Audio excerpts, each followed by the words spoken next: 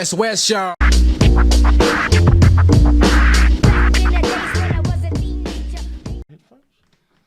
Yeah, it should be clear. You should be able to hear yourself.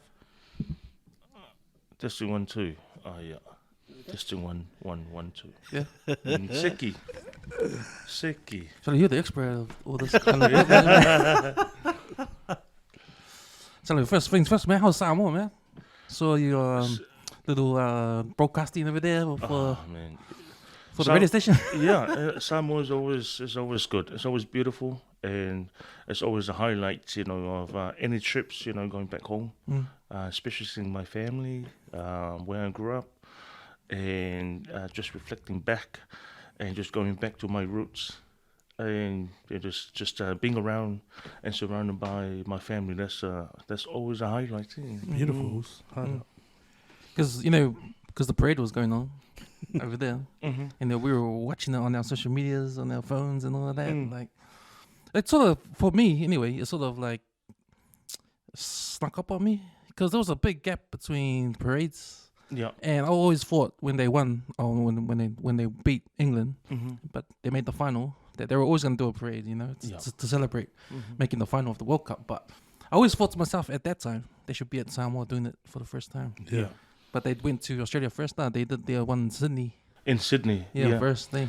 Samoa couldn't wait to welcome the boys, and I guess when they actually got to see them in person and celebrate with them, I think it was a different feeling as well. Like for me, I was part of the parades here as well, and being in Samoa and celebrating with our people back home, it was also a different feeling. The atmosphere was on another level, especially having our Prime Minister, on the stage with all the officials, the government. That's so exactly it, man. Just being present, and like. Yeah, the Whawhiwhiaus, all the government officials were like up on the stage, and for me, just the way how they look up to our players and what they've achieved and how they've put Samoa on a map, So for me, I was like, man, this is different, compared to our parades here in Auckland and in Sydney.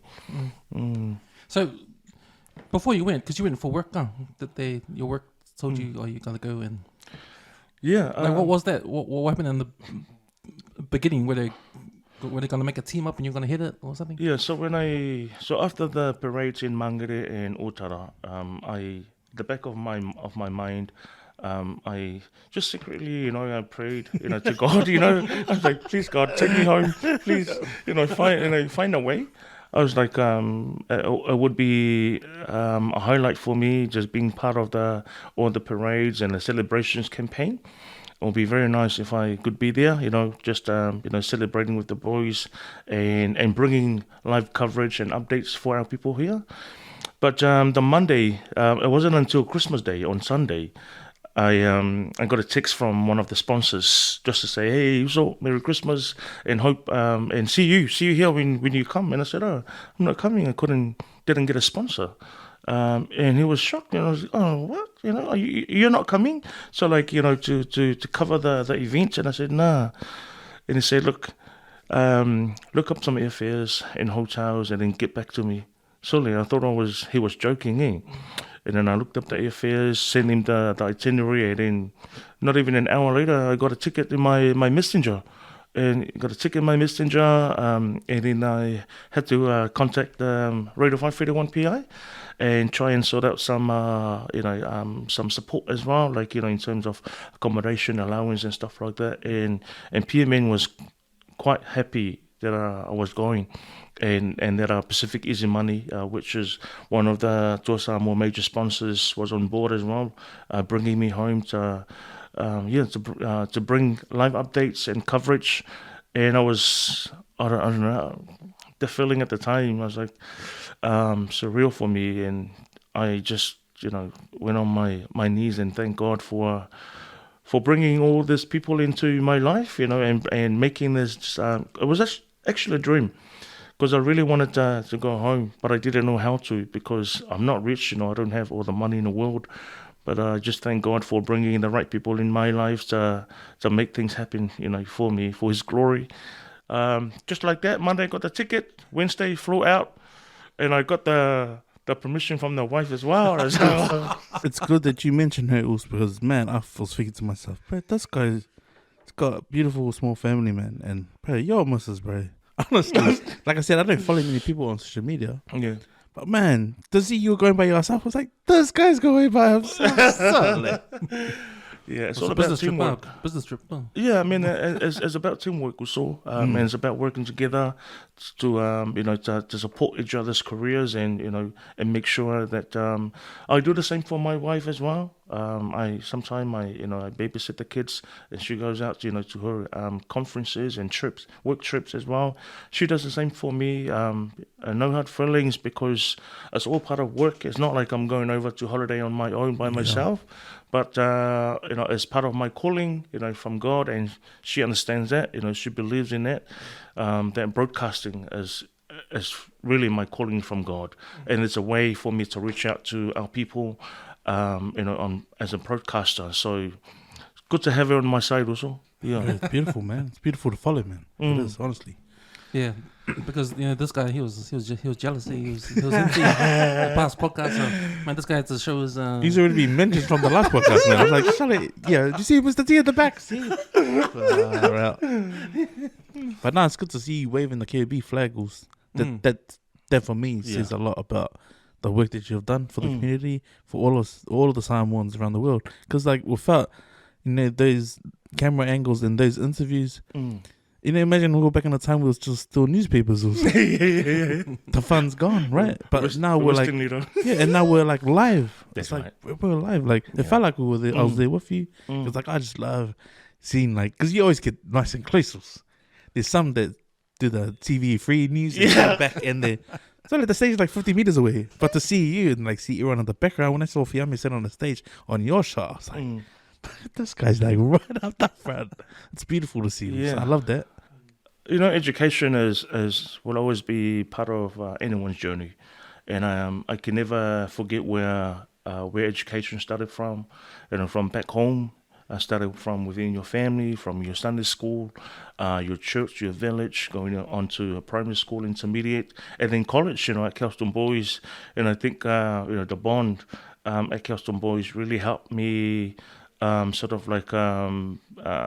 terms of confidence, to be honest, because I came from Samoa, very limited English, and I was never seen as a fob. I was never ever judged by the boys at school, and I think that was the most beautiful thing about being surrounded by brothers like Lady and them. The Ranui affiliation. The Ranui, affiliation. Yeah, I mean, I guess I felt that way, and that's why I have a very strong, alufa and for KOB, especially Aria, the class of 2002.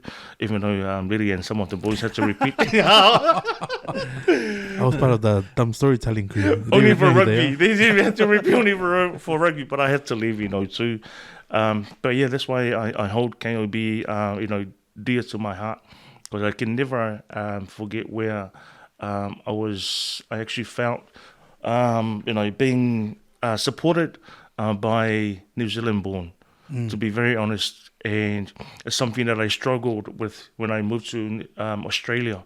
I'm not saying that, New Zealand and Australia are different, but I was being labelled and called, you're fresh, you're fob. Yeah, I understand. My English wasn't good, but when I came here and attended Kelston Boys, it was different. I was accepted as who I am, and the boys understood. With my English, they found they had ways to communicate with me on the field, in classrooms, and at school, and even school events and stuff. They were just like me, to be very honest. That word, fob, if it be fresh off the boat, that's a old word. There was because these kind of things when you think about racism nowadays, like back then when we were kids or when we were growing up, we never knew what that was. We just take what we get, I think. And I think that because when I was young, man, I heard that word too when I was young. You're a fob and that, or you're fresh. And man, that's a word that I don't know where it started, but it's been around for a long time. Oh. Yeah. I think the referrals to the banana boat, eh? The green boat. Yeah, it's a referral to the green banana boat. The boat that used to move bananas from Samoa to Fiji. Oh. Yeah. Because I heard that when I interviewed my uncle one day. Oh, hey. And he referred to the green banana boat. So it was around when your uncle was young? Yeah, that was like going back to the 70s. Oh. And he's the first wave of Tokalans that came. That's Yeah. where that reference was from. Shucks, man. So you grew up in Samoa and then went to Australia and then came here. Yeah, so I was born and raised in Samoa, and I left Samoa when I was 14. I was adopted, by my auntie, my family in Australia. I spent 2-3 years in Australia before I came here. And I was, when my auntie that I lived with in Ranui asked me, which school do you want to go to? I said, Kelston Boys. How come you said that? What was the... I heard a lot about Kelston Boys. You can name drop us. You can name drop us. Yeah. I did my a bit of a research, asking around, what school I should go to. And plus, one of my cousins at the time was going to Kelston Boys. My uso Emmett Taropapa. Yeah. He was a mean volleyball player. And yeah, so I actually started training for rugby before I was accepted into the school, to be honest. And I remember my first training with the boys. Oh my God. Was it next level, man. They were like coming for me. Hey. There's an Aussie guy. They were coming for me. I got knocked out in the nose and on my my first day at training, but I was still waiting for my enrollment to be accepted. Oh, true. So I started training with the boys before I was accepted into the school. Yeah. So here finished school in 02, then went to uni. I was actually accepted to join the police force. Remember at the time how we had like career days with Mr. Parson and the police, Yeah, that's the expo. The expo, yeah. And they were looking for more Pacifica police officers. And I set the test, 03, beginning of 03, passed. And then I called my old man to say, I need your blessings. I'm going to go down to the college. Sorry. No, I got a big no from my old man. That's because their generation is different. There's a cycle, from our parents. Their generation is all about when you finish high school or college, university is your next journey, your next destination. And so I didn't hesitate, and I didn't refuse what my dad wanted me to do, and I still believe that if you don't obey if disobey your dad, then something, there's consequences. And so I forgot about going down to the college, police college, and decided go down to attend uni, Auckland Uni. Finished after 3 years. I didn't muck around, to be honest, and I wanted to finish after 3 years. Finished my BA, and then 07 I did a honours, postgrad in PA honours. Finished that, and then 2008 I was whiapoko. I really thought I could do like 2-3 jobs and studying full time, but I couldn't. So I had to withdraw from uni and just focus on work. Oh, okay. Yeah. I gotta give you credit also because, like I said, man, there's not many guys I follow, but like I know your humble beginnings, like from when you came to NZ. So when I said to you, like, because we played rugby together, we played 21s together, and like even nons played. Like our team was predominantly Kelston, but this guy was finishing shifts, so he did a bit of security, so he did a bit of that shift work, and he was coming to the games and playing. That is unheard of, right? Like it's 21-year-olds, it's kids. Still where you're trying to juggle uni, like you talk about the pressures that kids are having today, but like this guy was living proof of it back in the day, like and that's going back 5 years ago, 21 under 21s. Yeah, did you have to juggle church as well? Did you have to juggle going to church as well? Because last episode, talking to Safotu about church and commitments with kids and sports and that. Yeah. Yeah. It's just a lot, eh? But you've had a lot on your plate, huh? It's work, school. Work, school, church as well. I can never forget Ranui AOG, the boys, the Total Brothers, the Culineries, and they really helped plant that seed in me. That wherever you go, you should always have what do you call it? Those 4 dimensions of life: the spiritual, physical, mental health, mental well-being, and culture.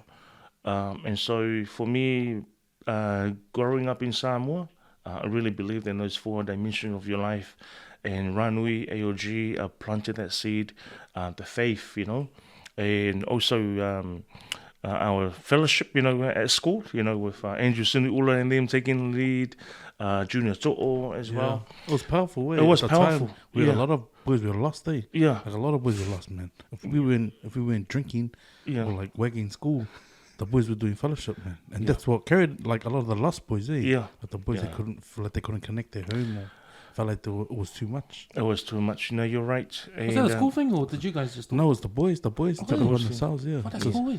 Right, because pressure back then as an 18-year-old, like a 17-year-old, like it was like when training's too much, like you just need an outlet, and if it wasn't drinking, then it would be with the Usos fellowship. And then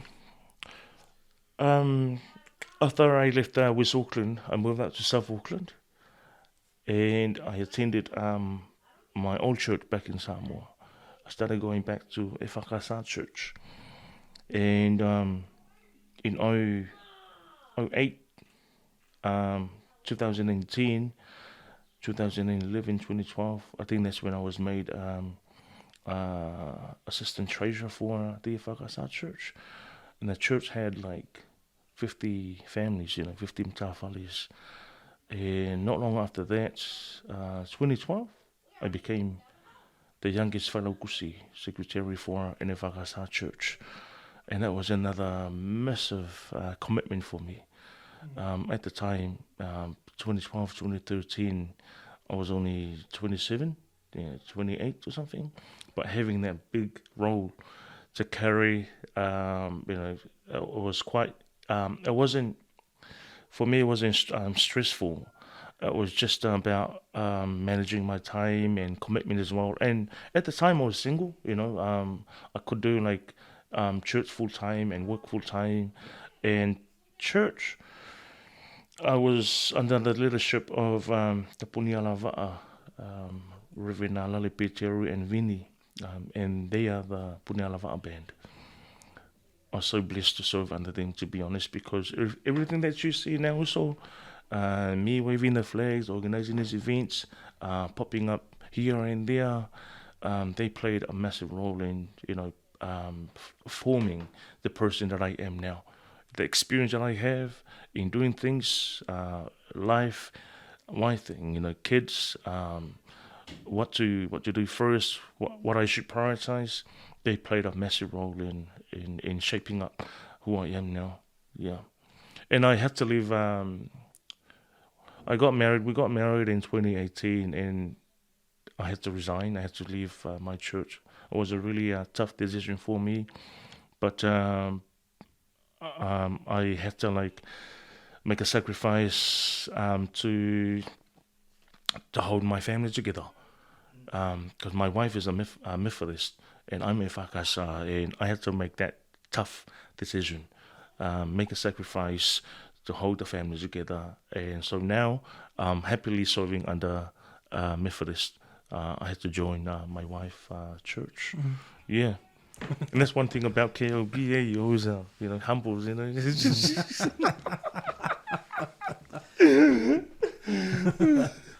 But even when you talk about working, back then, man, I always wonder, the commitment level, because you didn't have a family then, but you were working hard because you were sending money home, man. You had commitments, as a young Pacifica man. Yeah. If you're gonna do higher honors and go educate at uni, you still gotta make a living. You still gotta earn a living, but you also gotta remember about those back home. Yeah. Well, before I left home in Samoa in 1998, and I could never forget my dad's words and my oldest brother's words. Don't forget about us. Don't forget about your family. So those words are always at the back of my mind, whatever I do. And so in '02, a lot of the boys didn't know, but I was already working part-time as a security in a mall. I was in year 13 with the boys, and I was doing a part-time shift at the mall as a security, and then '03 security in a mall, and then at the doors, nightclubs. I was doing 3 different jobs just to earn money to send back home every fortnight. I remember sending my first pusa, those box, back home. I built it myself in the garage, and Junior To'o's dad, the late Whaavai, yeah, he had a business at the time, freights, and I built my own pusa in the garage, loaded it and sent my very first pusa in '03 in Christmas. Oh, no, sorry, Christmas '02.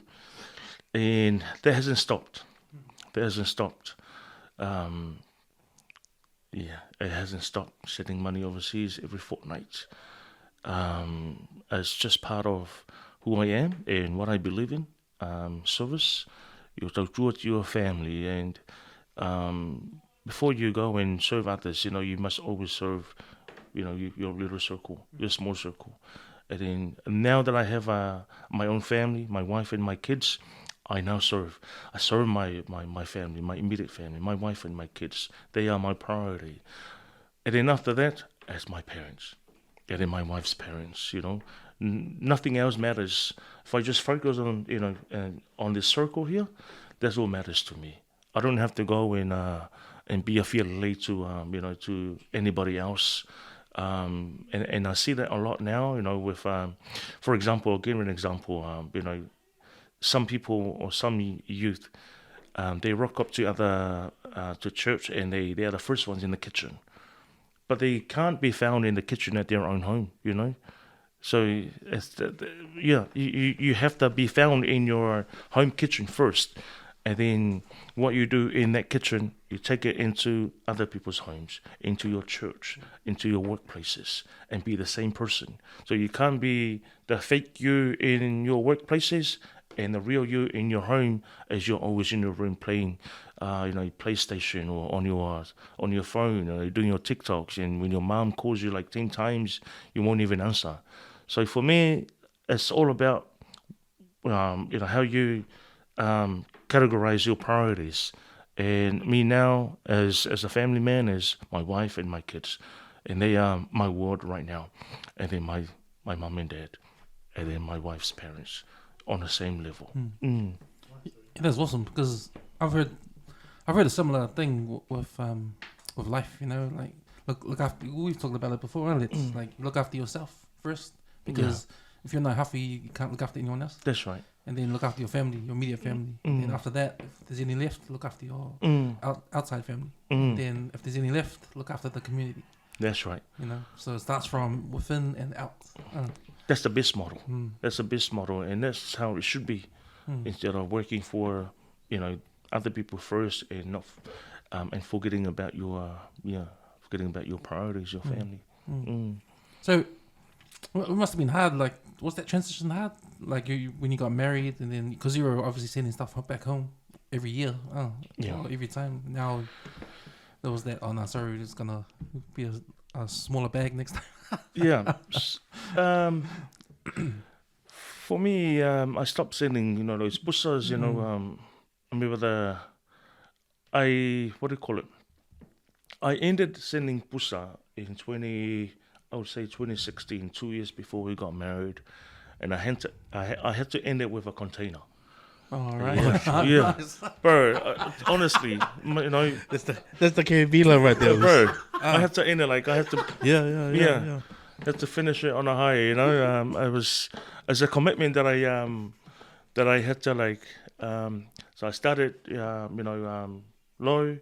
I started from sending boxes, and I finished it with sending a container back home with all the at the time, we were building a new house for my parents, and I sent everything that we needed for that house in terms of furnitures and everything. And it was a food container, and I was so proud, so proud that I got to send a container, and with the support of my brother in Australia, my sister here, we sent a lot of things, and I said to my parents, that's it, that's the last thing I will send from here in terms of boxes and containers. The last one, I'm gonna start my family now, and my life is quite different, to be honest, because I had to I set phases, for my life. I was the last one to get married in my family and the last one to have kids out of 10 of us. And that's my level of my commitment to my tautua and my service. I allowed my 3 younger sisters to have their own families and have their own kids, and for me carrying the load, to support my family back home. And I say to my parents, look, I want to get married at this age, and this is what you're going to be getting from me in terms of financial support. And they were very supportive. And so and I didn't lie, sending that container in 2016, and then after that, I had some time to get to know my wife, and just really committing to her, and finding out what we wanted to do later. And so 2018 we got married finally, and so all my other 9 siblings, they all had their families, and they're at a very young age. But for me, I got married when I was 33 or 34, which to me, number is not, it doesn't matter. But that's what I set that goal, and I followed those phases, different phases of my life, because that's what I wanted. Nobody forced me to get married at 34 or 33. It was just what I believed in, serving my parents first before I have my own family, because I knew once I have my own family, I wouldn't be able to provide, for my parents as what I used to do. Yeah, that's beautiful. It's even in Samoa, because I think families sending money over to Samoa from Australia, America, New Zealand, it's one of the biggest incomes coming into the country. Yeah, other than that, it's tourism. That's right. And then That's right. I think number 2 is there people sending money over. Number 1. Number one. What's the number 1? Yeah. Remits. The money that was sent over from here, that's our people back home, and our government, heavily rely on it. Some people say, no, but you're sending money to your own family. How does that help our government? That money goes back to local businesses, resources back home, and our church, and our villages, our whānau lovers. So that's our contribution to Samoa's economy. And I guess I don't know how our families back home would be able to cope with the cost of living without the support from here, to be very honest, because I've been doing it for all these years, and my family they still rely on me, so for me, it's really important for our families here to realize that our families back home still need that support, whether it is small or a big amount. Don't forget your family back home. That's cool, man. So you're working at the doors and you're doing security. How'd you get from that to working at 531? Oh man! Plus, you had a BA degree on about 2 months. So I only have God to answer for for that, because even I can't believe how I came from doing the doors, working as a security guard, to where I am now.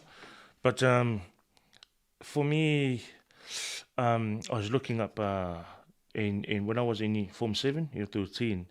I was always looking for job opportunities on Western Little. At the time, no cell phones, so Western Little was my go-to resource to find jobs. And I came across a job opportunity at the mall, West City Mall. And yep, as a security guard, no experience was needed. But yeah, you just have to be fit. And I said, yeah, I'm fit, and I'm willing to to do whatever it takes for me to earn some money. And so from there, I only stopped doing security in I think 2017. Oh, wow. Before my wife and I got married. I was still doing security at a hotel, and I've been a porter. I used to do porter when I was at uni. Like I said, I was doing all those small jobs just to earn enough to pay for my bills here and to support my family back home. I worked for farmers as a security when I was at uni, real groovy, and still doing the doors in town, and events as well. Those rugby games at Eden Park. I was doing those security, but those jobs I knew it wouldn't be my long-term career. It was just for me to earn money. And it was the easiest job to get for me, to be honest. The easiest, yeah. Not the easiest in terms of getting, but the easiest in terms of just standing there. Yeah. That's what I mean. Like the easiest job for me to do at the time. Labor wasn't involved or anything like that. But when I finished my BA in 2006.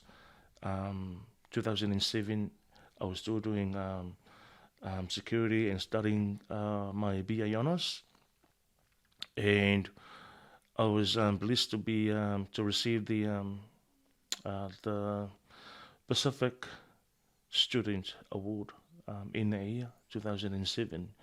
And in beginning of 2008, I started working for Immigration New Zealand in town, and that was sort of like my first professional, career. And I always wanted to work. It was either work in income or Immigration New Zealand, because I saw those jobs as, those office jobs, And, I was blessed with an opportunity to work for Immigration New Zealand from 2008 to 2012. So what were you doing for them, for immigration? What were you doing for immigration? Just processing, and also doing customer service in town. And I met my wife in 2009 as a friend. And then, that saying, love at first, So you already planted the seeds and went for the long run, the long game. Usual. So I saw this girl, like straight away. Hey, I was like, bro, I can see a future with that girl, and quite young at the time to have that sort of thought. But anyway, so we became friends in 2010, 2011. As she got to know me, she asked me, why don't you go and work in a health sector, in a community health? And I said, why? And she said, I see something in you that you can offer more than working in the office. The way I do things out, the way I, joke around and, and I didn't really understand what she meant, at the time. But she was still pushing me to go and work in community health, to do like health promotion, emceeing events and stuff like that. And I said, oh yeah, I'll give it a go, even though I don't have any qualification in health. And so I applied for a smoke-free smoking cessation practitioner role in 2012. And after my interview with the employer, Mangere Health, they wanted to offer me another role, not the smoking cessation practitioner. I don't know, maybe they were, maybe impressed, with the way I did my presentation in the interview, And I said, oh, yeah, cool. Well, what are you going to offer me? I would like to offer you a health promotion officer role, not just smoking cessation. Oh, yeah, sweet.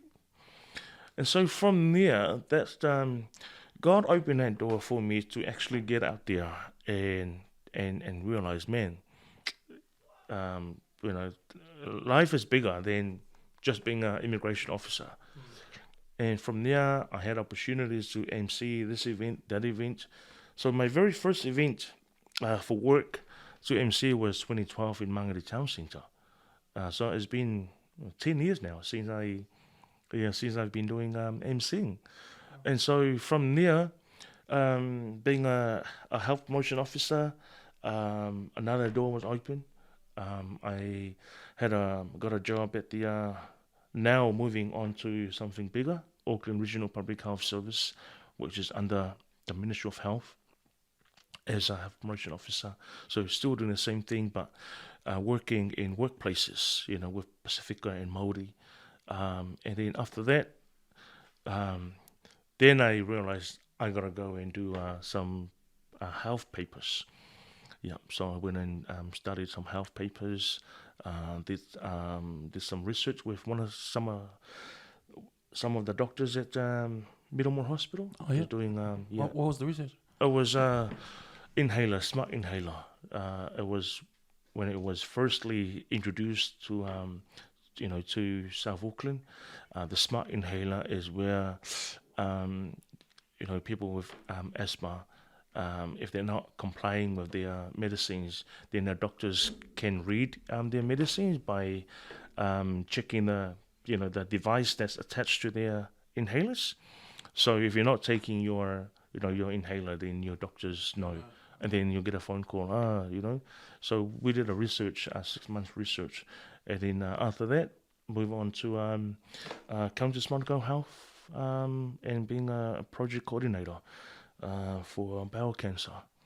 And then from there to where I am now, being a community engagement manager for local doctors and White Cross. So we've got clinics up on Lincoln Road. We've got a medical centre in Ranui. Yeah. And so we've got like more than 50 clinics in Auckland. And radio is a different story. A radio, those who Sila Alo reached out to me, and Sila Alo used to work for Heart Foundation, doing the same thing as what I was doing. Yeah, the heart. The heart problems. Problems, yeah. So he used to work for Heart Foundation, and we were like doing all the health promotion, and he must have seen me emceeing events. And then when he started working for New FM and Pacific Media Network, and they were looking for a producer, for the Samoan show at the time, and Sila Alo reached out to me. I didn't no experience, no qualification in media. And he said, we'll offer you all the training you need, whatever you need, to fulfill your role. And so, cool, that's fine if you think that I can do it. What year was that, 2018.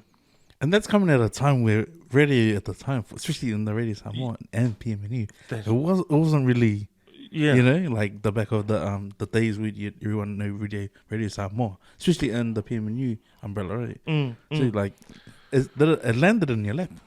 Yeah, the sounds of it, Yeah. So it was a difficult task for me because the competition with other language programs was quite high, and for me being a fresh producer, like I didn't really know what was expected of me, or I didn't know how to like lift PMN Samoa, to be the best.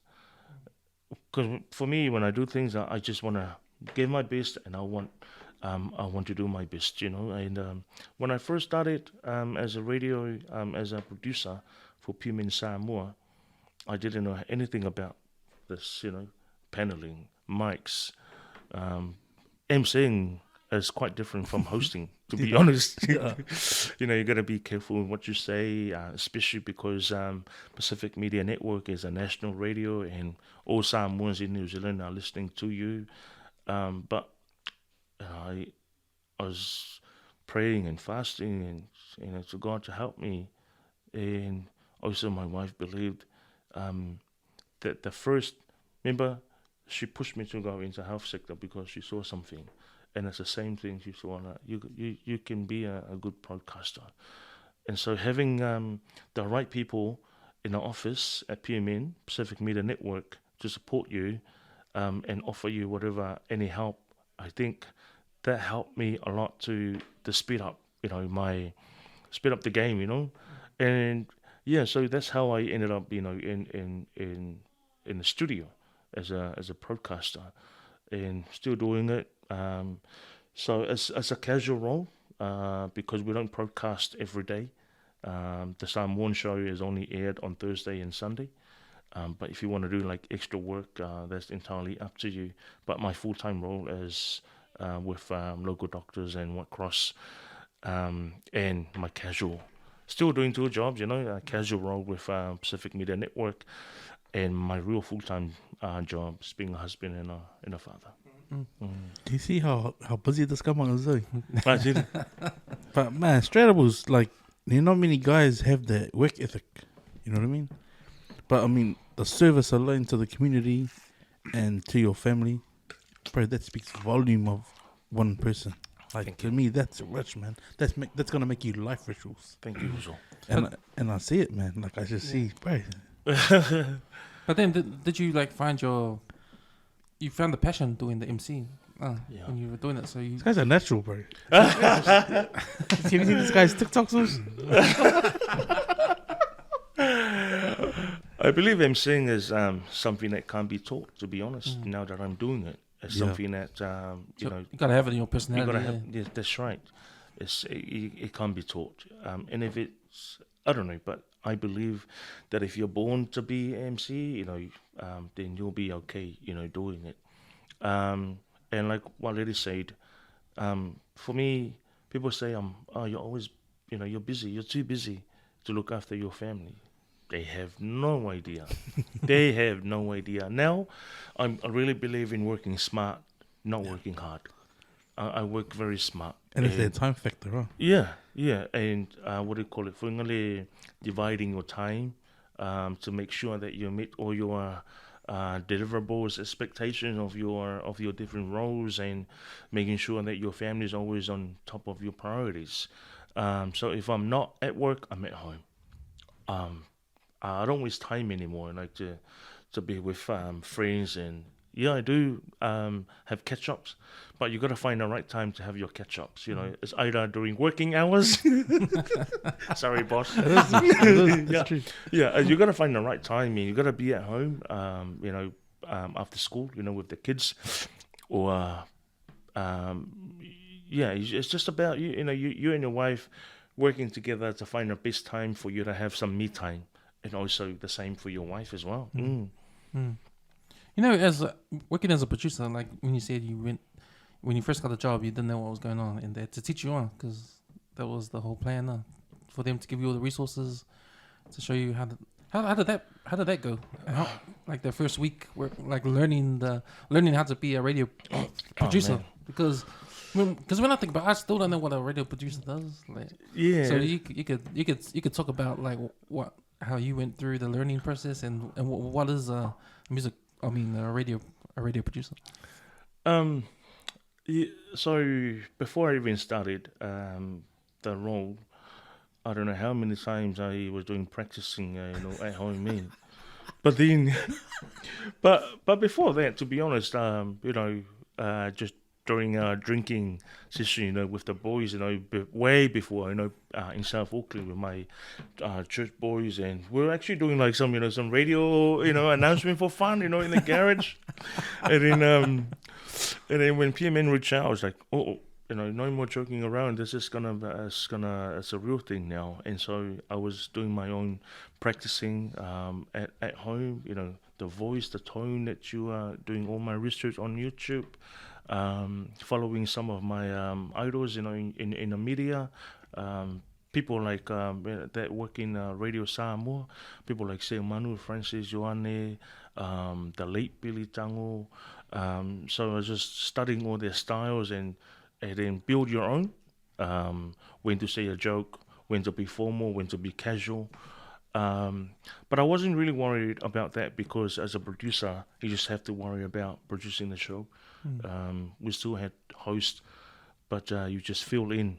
But as a producer, your role is to make sure that every segments are like bang on, like interviews, different segments for youth, for the for women, for men. You gotta have a spiritual or faith segment. So that's what I was more focusing on.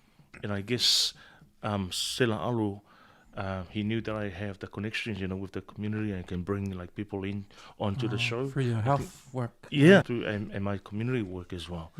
And so for me, I wasn't really worried about being, the hosting side of things, but producing the show. So you had to organize like the interviews and get the people on and Yeah. make them That's part of my do the tasks, the different schedules. yeah. That's part of my role is to do the log. What goes on at 3:00, 3:30, 3:45. News at this time. Cross over to Samoa at this time. Australia. Yeah. So that's my main role. But then I feel in when a host is not available, then I jump on. Oh, yeah. It's a natural, bro. It's a natural. So honestly, like when you go live, I'm always watching. They have a good laugh. Like, crack up. Yeah, well, doing a live is different from hosting on a radio. A live you can be casual. You can say something that you can't say on air. You can say a joke that you can't say on air, and that's because there's different platforms. On a radio, it's more formal, and then just presenting on a live. I can just go out there and say hello, but on a radio, you can't really be that type of host. You have to maintain the standard. Yeah. Professionalism, huh? Yeah, professionalism. Yeah, you can't be too casual. So they put there like, can we see you in the office? Yeah. Man, there's broadcasters in Samoa, like on Magic FM, like how their style is really particular. Yeah. Their style, man, it's funny, man. I'll crack up because it's funny, like because they're all the same, huh? Like it's like they're talking like they're like you're at a racetrack. That's right. That's right. That kind of talking, Yeah. Yeah. in between the songs, and they announce the. True that. I can't do it, but you guys, know what I'm talking about, eh? Yeah. It's something that goes like this. Fatalu fatu ile sunga ya litsi. It's something like that. And then song, and then fade down, and then go again. Yeah, I know what you mean. And a lot of them have similar styles. But for me, I get something from that style, and I learn something from you and Lydia today, and then use it. Yeah. So, man, you went on your business trip to Samoa just recently. You touched down. What happened? Who picked you up? Did your family pick you up to take you to? Did they set you up with a hotel? Yeah, I don't. Whereabouts did you stay? I don't expect my parents to pick me up because I don't want to fucking hang with me. If I've got a rental, then I'll use the rental to go home. I'm not that person who expect the whole family to be at the airport, to welcome you. If I have to catch the taxi home, I'll catch the taxi home. I always encourage my parents, do not come to the airport. I find my own way home.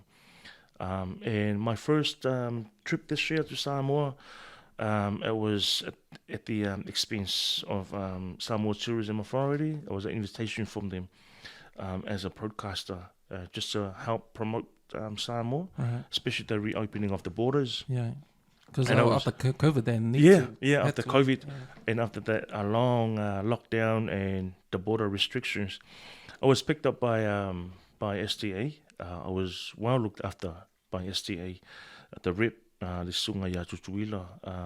So I was driven around by STA, taken to different places, and they also took me to see my parents, for the first time since 2018, after my wedding.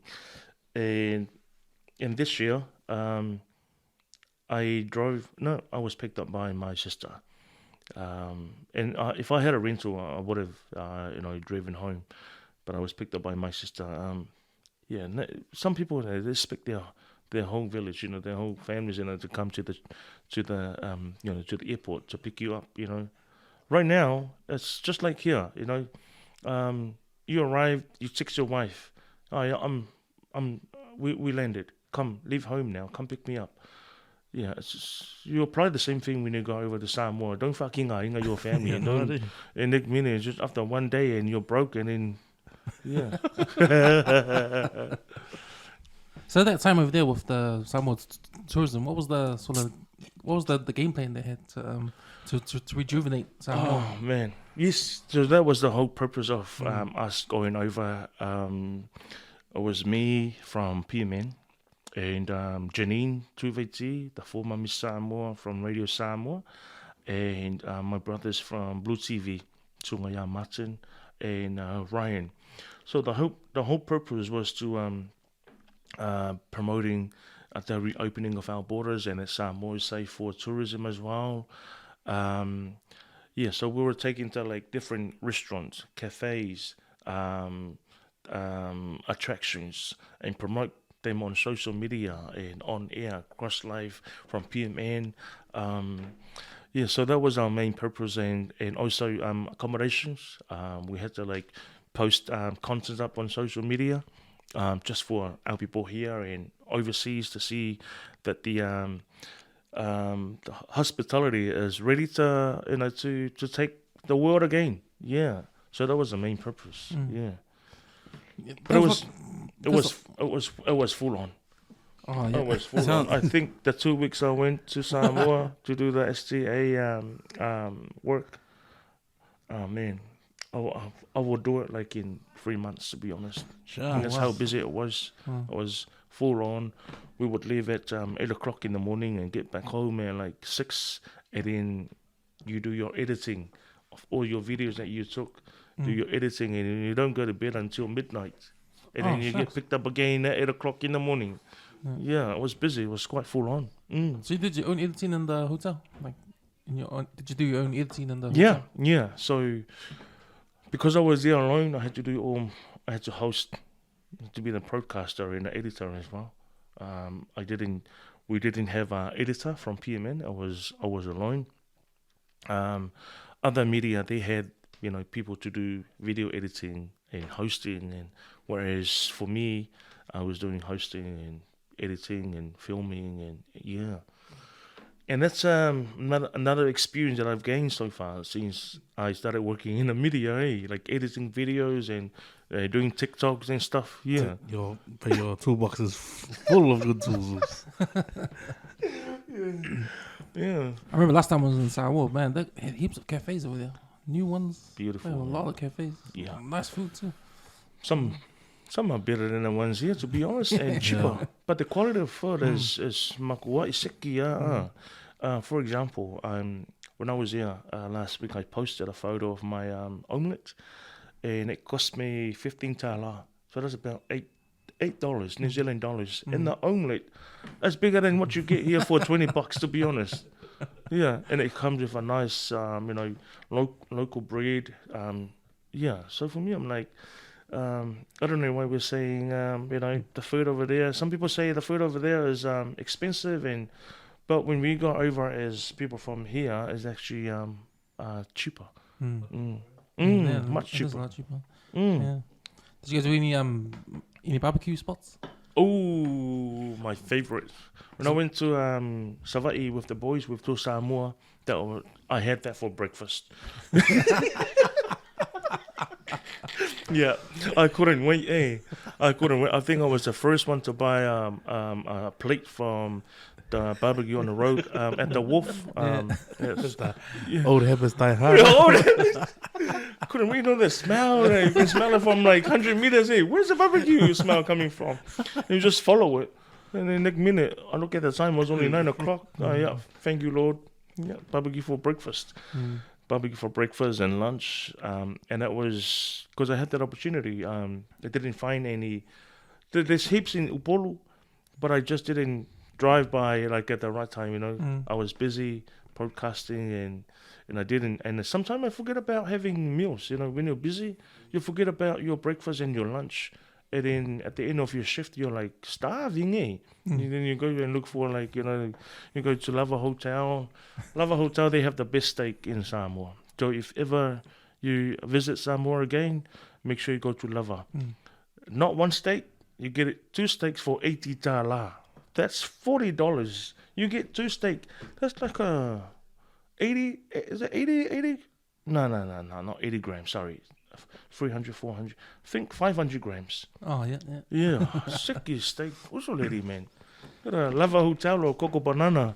Oh man, Coco banana, that's on the bucket list for the year or next couple of years. Yeah. Just to get there.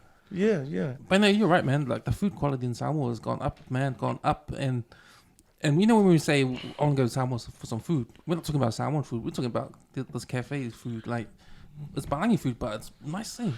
Like the way they do it. I've always said, I don't know why our chefs here can't cook, you know, the same way. Sorry. I've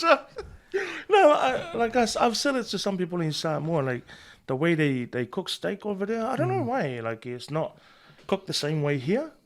It's just tastes different, you know, and it hits different too. Like, bro, And it's our flavor too. Because I remember having lunch at the Edge and I had the nachos, but you know replaced the chips with taro chips. But it's nachos with taro chips. Oh, Mean, man. I was like, damn, that's like, you know, that's our flavor, huh? Well, I guess some of those chefs that work in restaurants over there, they study here. I know one guy that works in one of the hotels, not in Apia, but I think in Alipaka. So he studied at the MIT, chef, hospitality, and so he, you know, they take their what they learned, their learnings and experience from here, and then mix it with their cooking in Samoa, and I think that's but I guess that's how they do it. Yeah. That's good, man. It's good over there. So you must have spent a lot of time with the team. But did you? Because man, some of your photos, I'm like, man, like how is this? Yeah, I was blessed to meet the team when I arrived on Wednesday night. I went straight to their base, Return to Paradise, and I got to meet some of them. They were still up, you know, celebrating. And yeah, so every day that I worked as a broadcaster, I got to see the boys.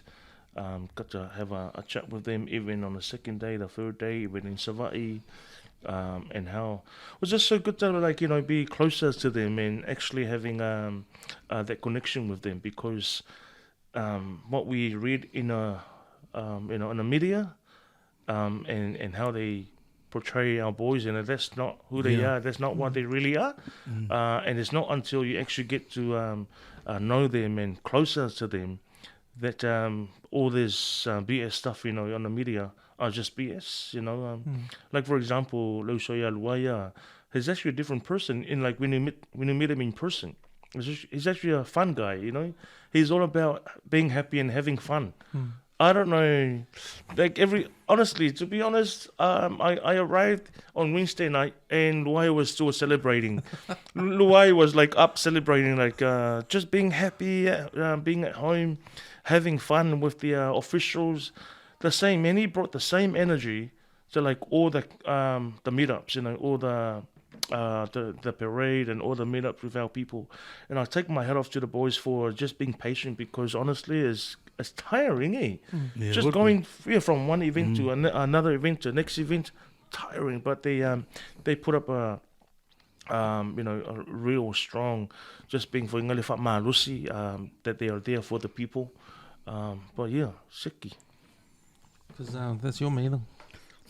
Mr. Cup, yeah. And now, like just seeing you out there, but even wearing the KB gear, like, to me, in that space over there, it's like, it makes you proud, eh? because we know where you're from. Like, you know, even if you didn't tell everyone that you went to Oz and then came here, to me it's like, bro, he's Ranui, he's KUB. Like, it's how come, you know, the mayor of Mangan is ever there. It's like, nah, like I'm taken back by it, because it's like, man, because I know you're a family man, you know, you are involved with the community, but you gotta touch on, like, because you did a bit of dancing too. Like, I remember bumping into you, and you, I think, just started studying, and you were dancing at the time, as well as doing security. Like, tell us about all that. Yeah, so I was involved with the associate at uni as a students' association for Samoans, you know, at uni, Auckland Uni, and I was quite heavily involved, you know, with that association, and there was also Ausiva, Lucia Kennedy from Adela Sauboy. Kennedy, I forgot his last name also, but he's one of the best choreographers, a master choreographer, and he taught La Salle. All those years they won the Polyfest. Kennedy was a tutor, and he formed a dance group called Vision Dance, and I was part of that group, and also being involved with the Samoan Students Association. So I started dancing for that group in 03, 04, with also Hale, another La Salle boy. I think I was the only Kelston. I was the only guy from out west. Remember, Kennedy is La Salle, so he brought, like, you know, all the La Salle boys, you know, at the time. And I left again. I didn't. I was enjoying it, dancing, Samoan dancing, but I didn't have the time to commit, because I was still playing rugby at the time, and then working several jobs and studying full time as well. But now I found that passion again. Now, and I'm talking about being part of my family's, my wife's family dance group, Tipaula. You might have seen or heard of Tipaula Dance Group. We performed at, you know, Pacifica festivals. We were invited by Samoa Tourism Authority to perform at the airport. Just a farewell, the first plane to land in Samoa for the reopening of the borders. And I think the good thing about the Tipaula Dance Group as a family dance group, and it's founded on family values and godly values. And when I say family values, is we have a matai that sort of, like, you know, taking the lead on everything, and then we have the girls doing what they do as the Maitai Samoa, whereas other, not, you know, saying anything long about other Ausiva, but when you're from all over, there's different voices and heaps of voices, but this family dance group, one voice, yeah, one voice. If we're dancing, we're all dancing. If the girls aren't dancing, the girls are not dancing. So just one voice, and I think that's the beauty of having this group. And I'm so blessed to be part of it, and also using my connections to, like, take our group to different places, like weddings, birthdays. We've been to Tahiti. We were invited by Tahiti. They hosted the Ia Marae Te Ao Festival, which is the Polynesian festival. And they had groups from New Zealand, from Aotearoa. They had a kapahaka, groups from all the Polynesian countries, and we were invited to represent Samoa. Yeah, I was like, surely, like, next level, like, God, we're, thank you. We were just thankful and grateful. But how the invitation came about, the host, the festival host, saw a picture of me and my wife on profile picture on my Facebook. And on that picture, my wife and I are dressed in our, traditional attire. And then they reached out to me and asked if we could come in just to showcase our La'i Samoa, like the tau and the malu. And I said, oh yeah, sweet, that's fine, we can come. And next day he asked, do you have a dance group? Oh yeah, well, I've got a dance group. Yeah, so that's how we got invited, and it was another highlight of my dancing a journey, being in Tahiti, and actually being with the family. my wife's family, and spending time with my wife. We took our daughter. She was only 9 months at the time, and another family time. Another family time as well. Yeah. And that's exactly it. That's Yeah. like the life rich, the time factor, Of and course. doing it together. Life balancing. Like how many times would you see that on your social media feed? Exactly. Yeah, I don't like for social media. And some people also think that I'm always on social media, but that's not the case. I set time. I limit the time for me to create the content. I only 10 minutes. It's what I need to create a TikTok. If I go over 10 minutes, then I'm wasting my time. I'm not, spending time with my kids. But if you allow yourself 10 minutes to, to come up with an idea for a video or a dance or whatever that you think it would be well received by the people, then do it. And that's how I do it. All my TikToks, it doesn't take me that long to. People think, oh, yeah, how many takes? One take. And honestly, the first take is always the best take. Yeah. Yeah. And then after that, shh, hey, the camera. Yeah, come on. Go on TikTok. Yeah. But so how long has your wife's family been doing the dance group for? So Te Paula Dance Group was established back in 2004. Oh, so it's yeah. way back. Oh. So they started doing dancing for family occasions like family weddings and birthdays. But after my wife and I got married, and not after. So when I met the family, this was before we got married, and I got to see their talent, the family talent. Amazing. I was amazed by how they dance. They're very authentic. None of that contemporary moves and none of that. I was amazed and I was impressed. And I said to my wife, "Are you guys keen to take your talent out to to the community?" And they said, yeah. For the first time they got to perform at my one of my events in 2015 or 16, and they loved it. And so from there, the seed was planted, and from there they got to realize, man, it's time for us to take their God-given talent out of the family, out of their comfort zone. And so 2016, 17, 18, we got married. 2019, we went to Tahiti. And up until now, we do gigs like, we have corporate gigs and community gigs. We don't charge that much for community, but for corporate, we charge corporate money.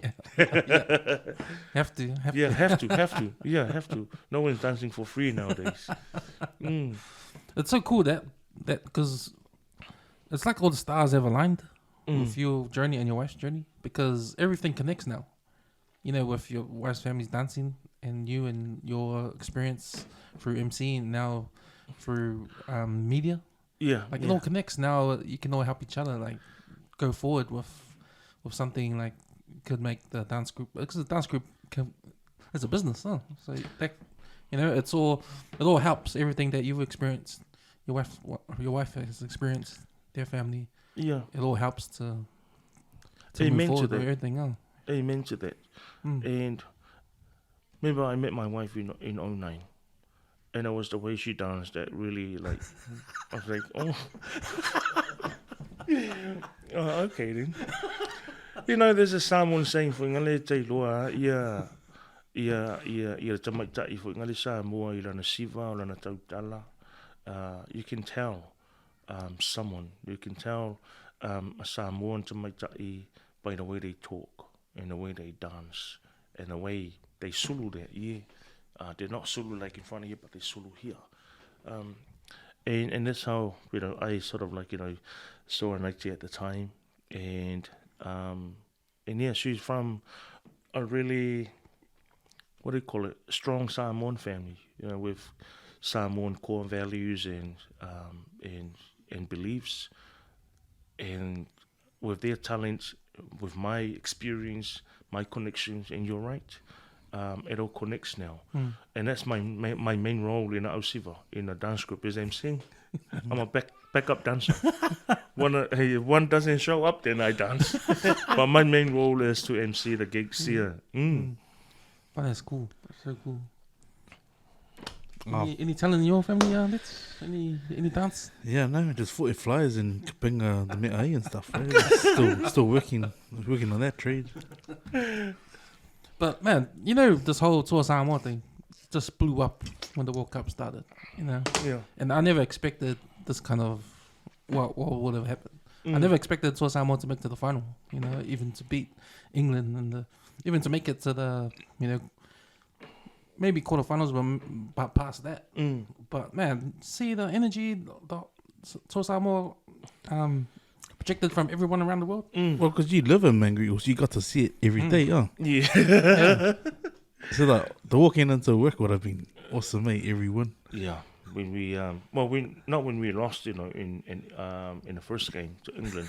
Yeah. Nobody wanted to wear those Toa Samoa gear.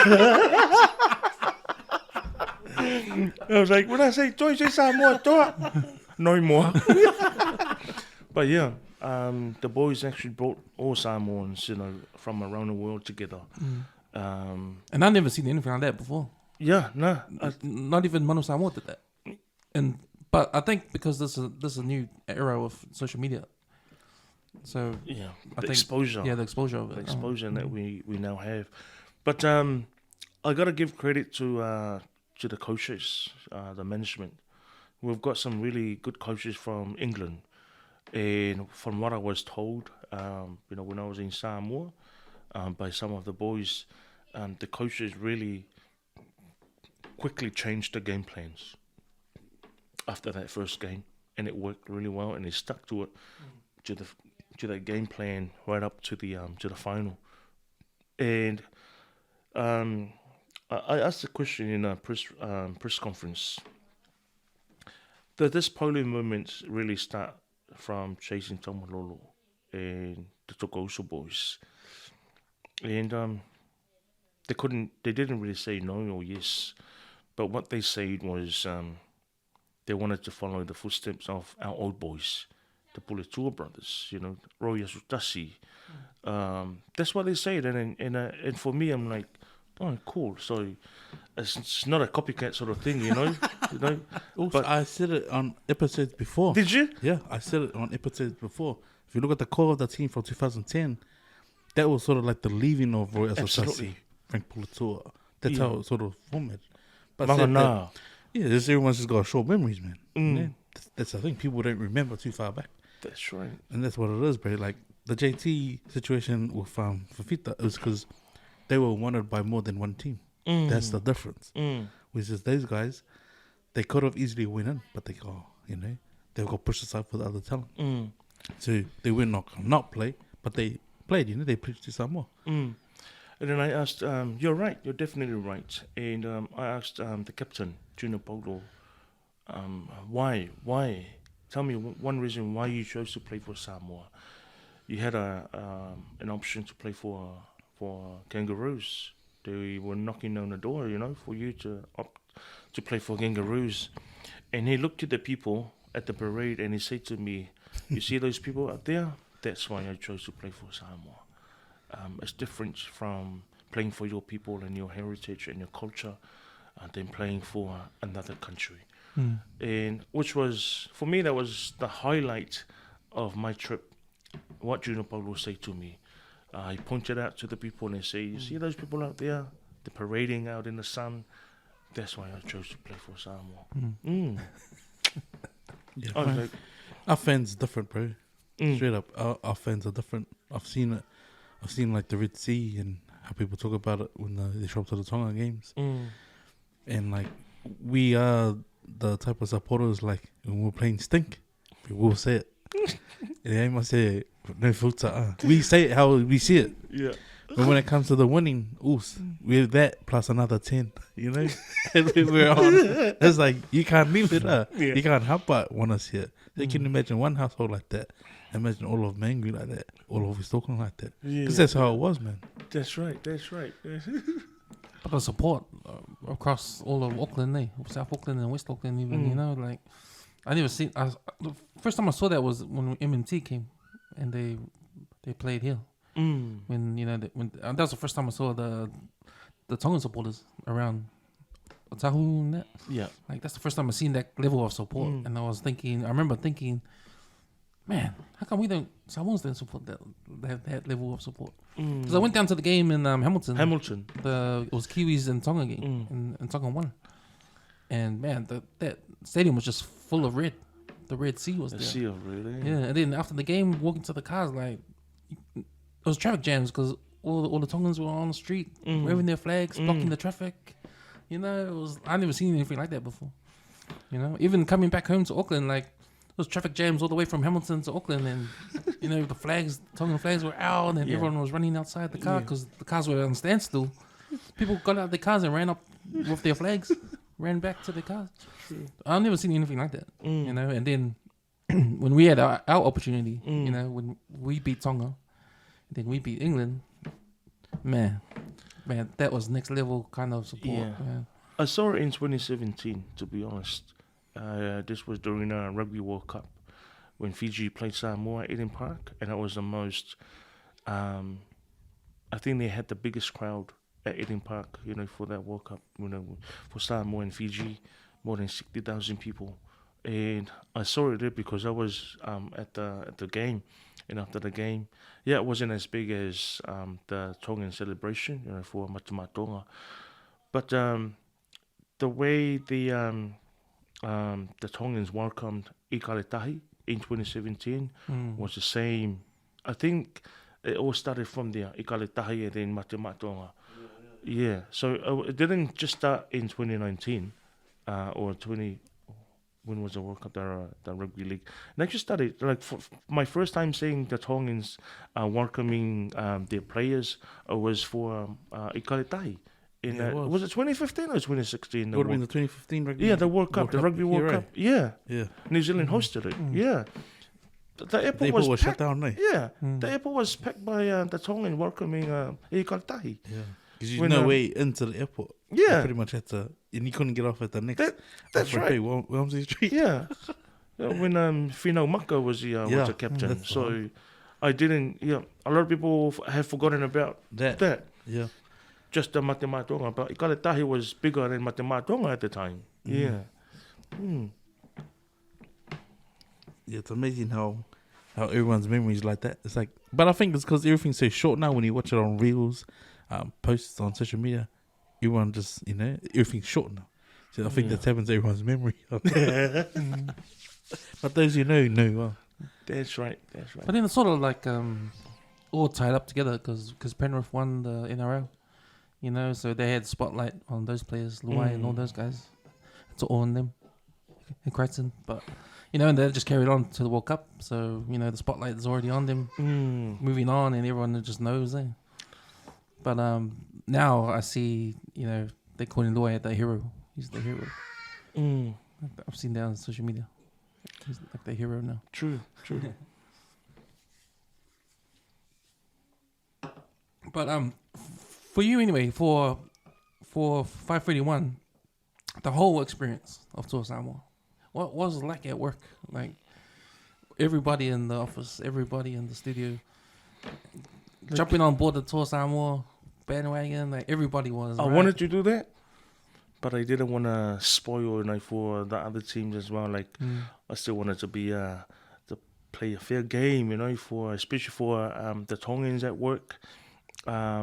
You might have seen my TikTok with Lani Alo, using a sipitau and a sivatau. Like we didn't really want to create something to create division like between us and the Tongans. So we didn't really we didn't say anything like that. We were still being respectful to our brothers and sisters from Tonga. But as broadcasters, you can't be a normal supporter, to be honest. You still have to be neutral and so because you work on a platform on a Pacific Media Network, you got to support like all the teams, not just Samoa or Tonga or Fiji, Bati. And that's what I meant. Like, is it hard? Must have been It's hard. It's hard, man, because I wanted to like go all out, man. I wanted to bring my cover bowl and celebrate and come in my tuinga but I couldn't do all of that stuff because of being mindful of other Pacific brothers as well. And if you see my TikTok with my uso Lani Alo, it's about bringing toko uso together and celebrate together despite MMT lost to Samoa. At the end of the day, we're still brothers, leave the game on the field, come out and celebrate together. And we were worried as broadcasters. We were worried that altercations, might break out, in our parades. And when I went to the first parade after we beat Tonga, when I went to the parade in Mangere Town Centre, I was actually looking up for our Tongan brothers and sisters, because you just never know. But I was so clear that nothing happened. Nothing happened. And the police was quite, I think they did an amazing job. The police, even with the official parades in Mangere and Otara, and take my hat up, my hat off to the police force for taking the control. Yeah. Yeah, that's a good day. Like, I probably wasn't worried as much, but I don't know what your work was kind of. Yeah, no, everyone was coming late. But then even everyone was coming late because they gotta pass the town centre. Oh yeah. But then, some of my Tongan workmates whangongo the whole week, like when they lost. But it was like, hey, it's just a game. But it was like a joke. It was like an inside joke, But I mean, it was more, they saw the bigger picture. It was like, hey, it's just a game. Like it's just a game, Scott. But nah. I felt like, cause you in the middle, the mix of all the stuff happening in Otara, and like, oops, I told the guys on our into the club, cause Charlie Pomete, read something. Yeah. And it was like, man, the MC introduced me as Charlie, like, and like in my mind, it's like, wait, that's a nice stitch up, but introduction, but man, and like I've told you, I was sort of taking a step back from the KB stuff, but just seeing you and JM's fronted, like to me, made me so proud, bro. And like, when I always jump on, I always have a plug for the old boys, but like just seeing you guys step in and like just, be in the middle of it. Like, bro, you can't help but be so proud, man. Like, I was so proud, bro. But like, yeah, man, like, how was your experiences, like, on the night? Because it was a nighttime. It was a nighttime. The parade was nighttime. Two full-on events on one day. I emceed the Mangere parade. And then I had to rush over to Mangere. The Mangere parade started at 12:01. And then I had to leave at 4 because the Otara event started at 5. And I think I would compare the Otara parade to the Promised Land concert in Australia. That's how big it was. That's how big it was. I couldn't even see the end of the town centre because it was packed, full of Samoans. Because which side was it? Was it the main foyer with all the whakaroa are? Yeah. So on the stage side, Yeah, it was packed, man. Like I said, I couldn't see the end of the town centre because it was full of Samoans, flags, and I've never emceed an event like this before. Yeah, never. That's oh my gosh! I couldn't believe that the courage I had, on that night to MC a massive event like that, and Tauso Pomete represented our Tongan, Toko Uso. And I just had to follow the script, as an MC, you get given a script, whatever name that they are, that's the name, But I had to honor our brother, Pomete, by not doing the whole sipitau, but for me, I was, what do you call it? Whangana was quite humbled, that having a Tongan to come and perform.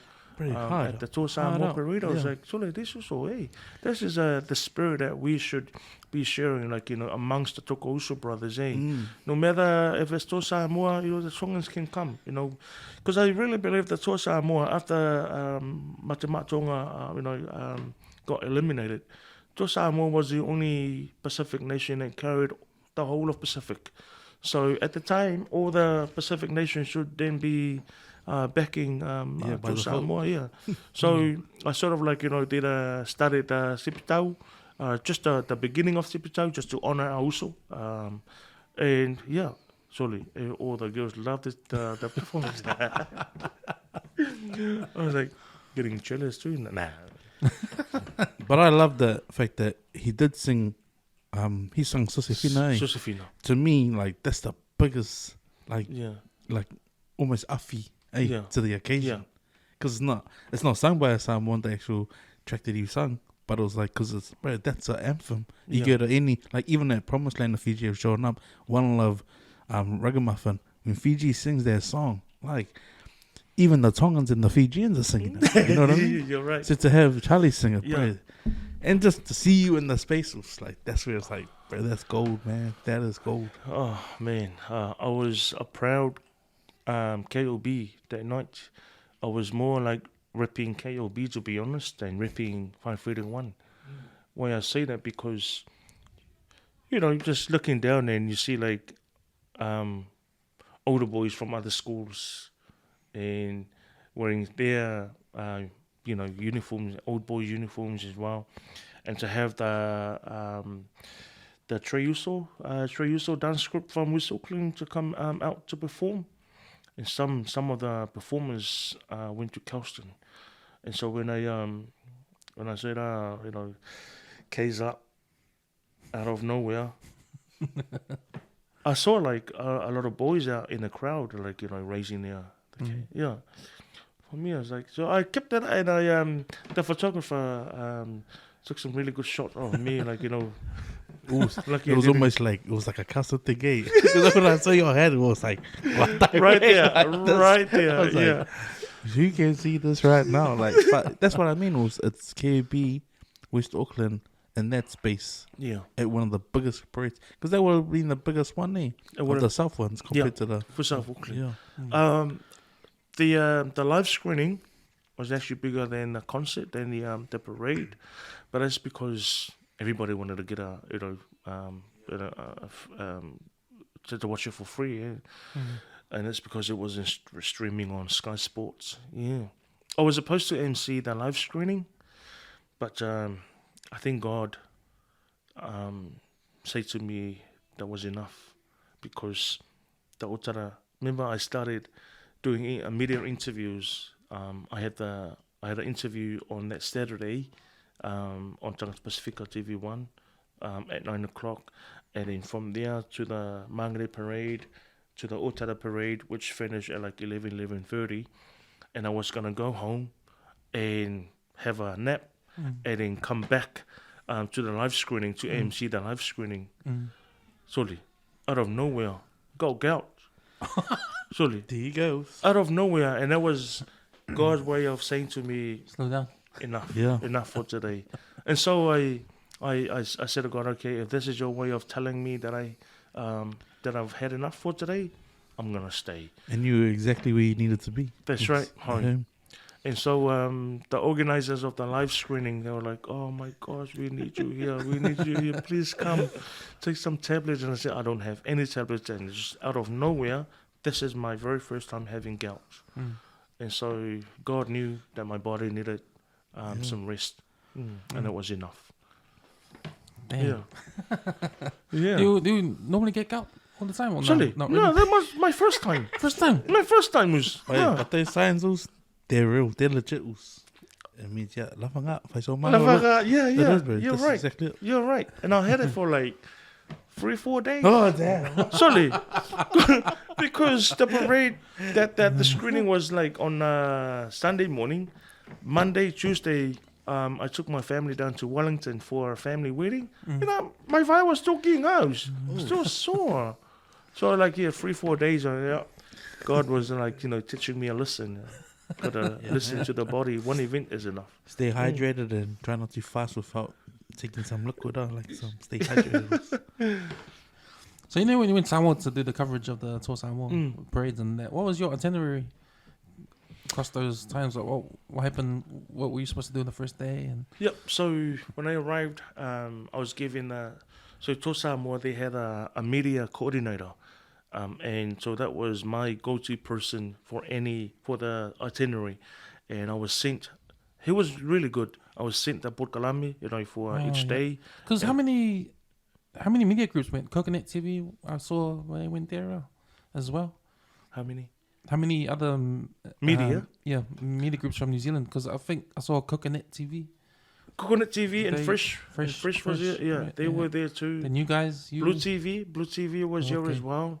Radio Samoa, I don't think they had anybody from here, but they have their own local reporter. Yeah, but for Pacific Media Network, it's just you. Was me. We also had a journalist, which was really good, and social media and comms lead. Yeah, and I was just a broadcast and host, but the Port Kalami was quite good, and the boys were also on time. If I miss one event, then I knew exactly where I was gonna go to next because of the Port Kalami, the itinerary. So the first day was the parade, and then the dinner with sponsors, and then the second day it was photo shoot with sponsors, and some visiting, of the hospital, what do you call it, residential care for elderly people. And there were other places that they visited on the second day. And then the third day, which was Saturday, we went to Savai'i with the boys.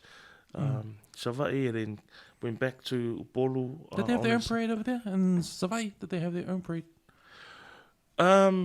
They were hosted by two villages, so they went to one village and had a matai title bestowed on Kaumatuilangi and the coach, and that was the Tuilangi. The Tuilangi's village, Fatausi Safukula Fai, and then after that, they had another meet up with Palauli, which is on the other side of the island, and after that, had a swim at one of the best waterfalls in Samoa, one of the best. But they didn't have a parade similar to what we had in Upolu, in Apia. They didn't have one like that. And we caught the last ferry back to Upolu. And then from there, the boys went back to, we arrived at like 6:30 or 7 o'clock in the evening, on Saturday evening. The boys went back to their base, returned to Paradise. And I had to rush to Apia to MC. Yeah, the what do you call it? The Enovia, New Year celebration on Saturday. So shout out to STA, man. Thank you so much for blessing me with that opportunity. They asked me to. So at the dinner, the government hosted a dinner for the boys, and that's when the government handed their mea lofas, a monetary gift. One of the reps from STA asked me to come and MC the New Year celebration at the Friendship Park, which is behind the government building. And yeah, so when I arrived from Savai'i, 6:30 or 7, I rushed to Apia because the event started at 8. Yeah, leka ele. Lynch. Yeah. When so I was blessed with that opportunity, and I'm so humbled to get that. So MC that finished at like 1 o'clock in the morning, and I was so tired. Happy New I Year. went straight to the hotel. Ka ele ai moe. And then the following morning, Sunday, I was supposed to go and cover the Sauninga Lutu. The boys, Tō Samoa, attended Sa'angapu e Whakasa Church on Sunday morning. But it's funny, on my way to Sa'angapu, because I get to my village before Sangapu. Sorry, I didn't even go to Sangapu. I just went changed my mind. Like as I was like driving, getting closer to my village, I was like, might as well go and spend the first Sunday because that was New Year's Day. Yeah. So So I ended up going to. Sorry, boys. I ended up going to see my parents and attended church with my family. First Sunday as New Year's Day. So that was my last assignment for the boys. Oh, nice. Because I was only expected to work 4 days: Thursday, Friday, Saturday, Sunday. But Sunday I decided to take the day off. Yeah. Nah, that's good. Have to, eh? And it's probably like the right thing to do since it's on the way. Yeah. While you're back home too. It was like it was like a flag, eh? Yeah, Meant to be, bro. It was meant to be. It was meant to be. I couldn't even keep going straight, eh? It was like something was turning a car to like, yeah. It was like, come on, man, I gotta go straight. But the car was like, driving. Come on, man, straight. The car was going the other way. Nah, but that's nice, though. That's beautiful. That's beautiful. You went local mum, dad. Yeah. Shucks, that sounds like a dream, eh? That sounds like a dream. Bro. Yeah. Especially into the new year. Yeah. Because New Year's Day there, when did you have to come back? When was the last day? Came back on Wednesday. Oh, yeah. Yeah. This week Wednesday, and I couldn't wait after the my Samoa assignments. All I thought about was coming home. Couldn't wait to come home to my wife and my kids. It's when you are at work here, you do miss your kids, but when you are away in another country, it's next level, eh? Yeah, bro. Like you just can't really focus. You have to occupy your time to make sure that you're okay mentally, missing your family. And now it's easier saying goodbye to mum and dad back home than before, because I'm coming home. I'm coming to my family. Whereas before, man, I used to cry, hard, saying goodbye to my mum and dad. But now, knowing that I'm coming to my family, it's different now. You just can't wait to get on a plane and come home. So I got back on Wednesday, and like I said to my wife, don't come to the airport. It's hard bringing two babies, and that long walk from the car park to the terminal. Just with the kids. Yeah, I said to my wife, you wait home. I'll text you when the plane is landed, and then come. They changed it now, eh? They changed the whole. Yeah, I mean, Leaving I is like haven't a been there. full- I haven't been there. I haven't seen it yet. it's a long walk, man. Really, Yeah. man. Whoever designed that car park, man, whoever designed, they better relocate the car park back to where it was, man. Yeah, it's probably busy because of the Novotel car park as well, and you can't park. The holding. It's sort of like it's been altered, eh? So the airport car Drop-off park area. outside the Novotel is not there anymore. You can't park there. What are they anymore. building there, lady? I've no idea. I was on the assumption that once you go around and you miss it, but once you go straight and go actually head out to leave the airport, that fully takes you down another street. Another street, yeah. So you end up at the main lights that's opposite Verissimo almost. Yes, very small, yeah. So it's quite far. So yeah, if you can imagine your gas light was on and you hit the wrong one in straight, you're like, oh wait, and they say you turn that's one way all the way out. Then you gotta get right around again. Once you miss it, because their petrol station's not there anymore, eh? Yeah, it's not. The gas station's gone. Yeah. But they're trying to make it easier. But yeah, I don't know, man. Maybe it's that side of South Auckland. There's no pain in the Culinary to all that stuff. Maybe we'll go away the development. Who knows? Do you see yourself and your family moving back to Samoa one day and to live there To be in the future? Not in the near future, but yeah, along the way. Yeah, to achieve one of my career goals, I have to go back home and leave. This is probably my last career that I want to achieve. Not anytime soon. Is you have to go and live in Samoa in order for you to to achieve that. So that's the goal. But anytime soon, I think here is home now, and it's safer for my kids. Wherever I think my kids feel safe, that's where we should be. And some of my this has been on my ears, like, for a very long time, is to become a church minister. Because my dad, my dad served in the ministry, and ever since I was like, it's my 20s. My families have always some people from my church. You will make a good minister. It's for me now. It's when you feel it, you go. I don't feel it, and I can't force myself to go just because to please other people. For me, my ministry is what I'm doing in the community right now. Reaching out to those souls, and what I do on the radio, just speaking about God on the radio, speaking about life, and how to to look after people, health wise. That's my ministry. Beautiful, Sims. Yeah. That's beautiful. Because, like, for me, like, on the days that I feel like whape whenga, like, and there's, especially when you're at home by yourself, because, I'm flatting with my kids, like, they were my kua now. But, a post like yours, seeing, like, you and your family, or, like, even seeing you back home, bro, that hurts. That hurts because, like, bro, you've really worked yourself to a position that you can say, like, oh, I'm just gonna go. I'll be back.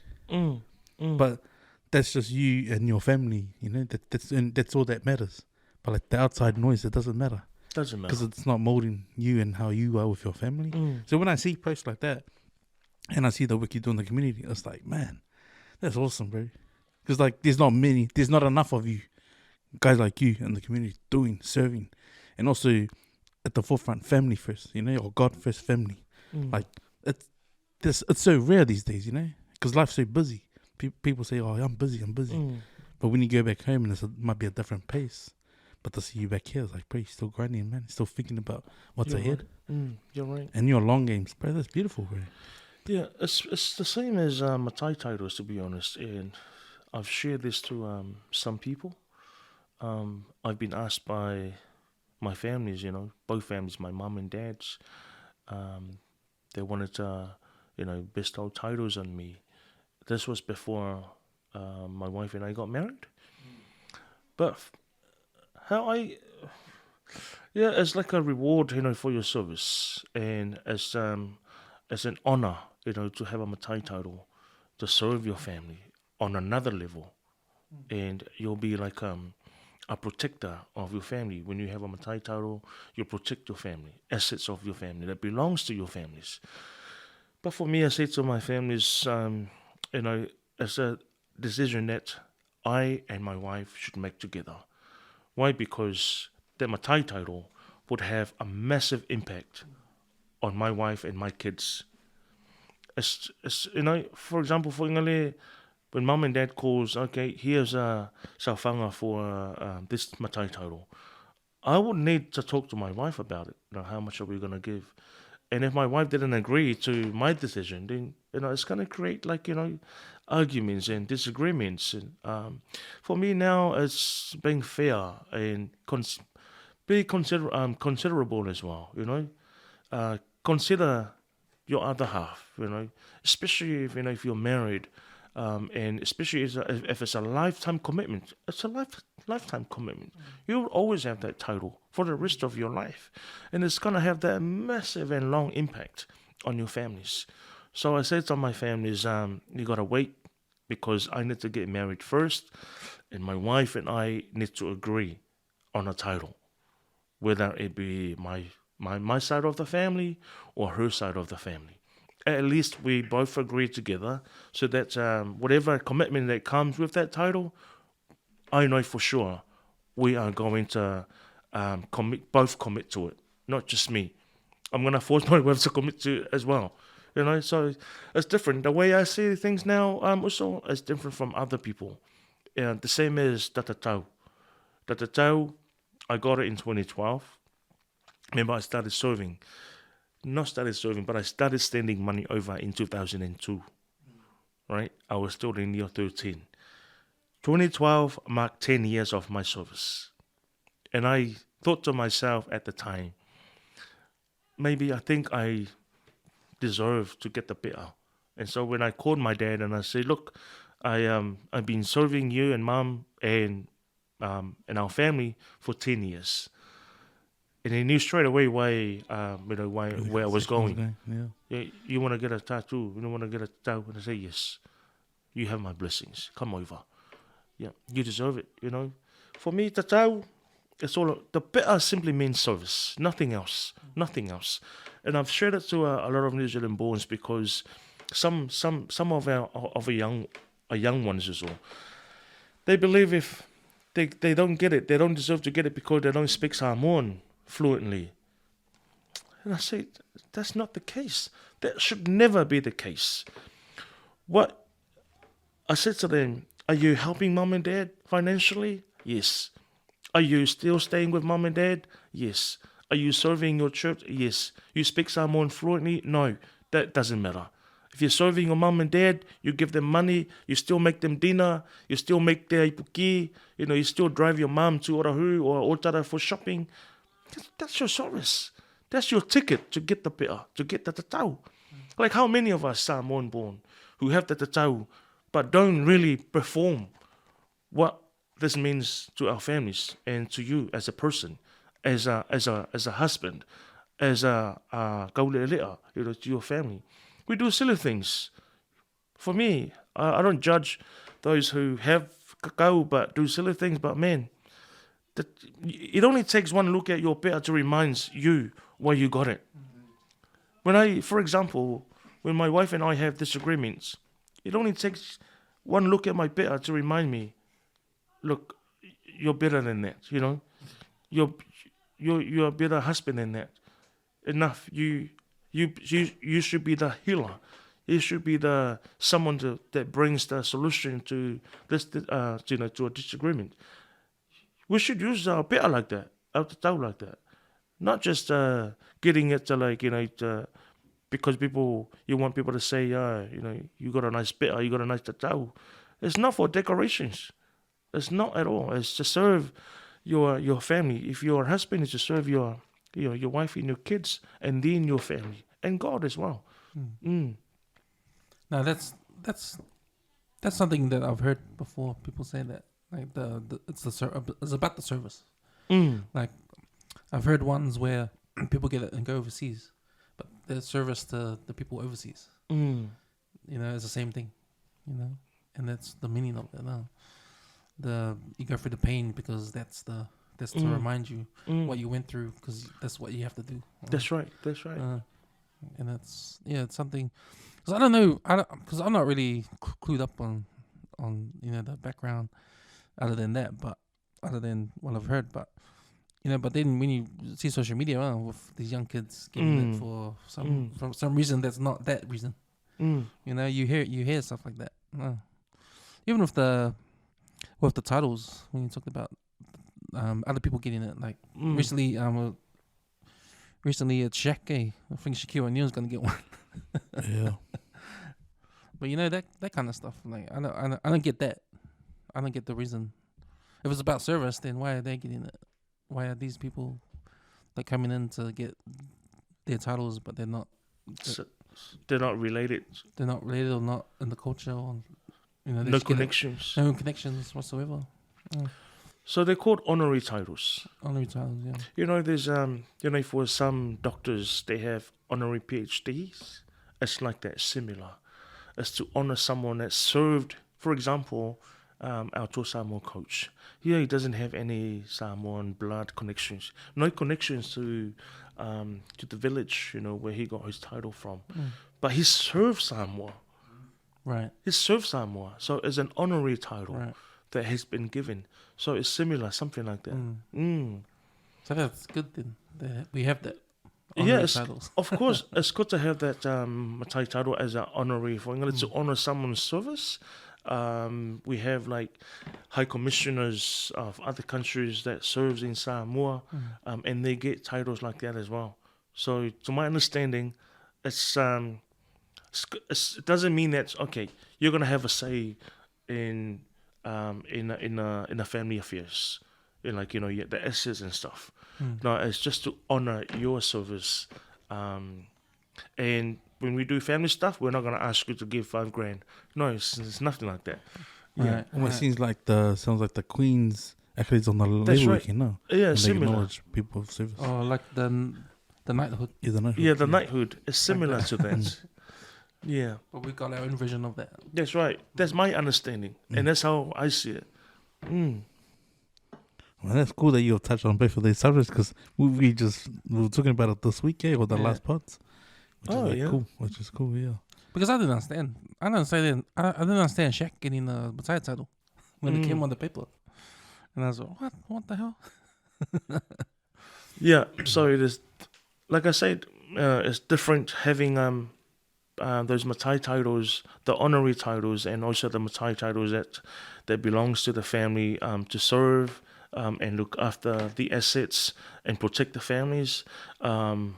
Like I said before, the title that the Samoa coach has received, that doesn't mean he now has rights to like go back to Samoa and say this land belongs to me. No, it doesn't work like that.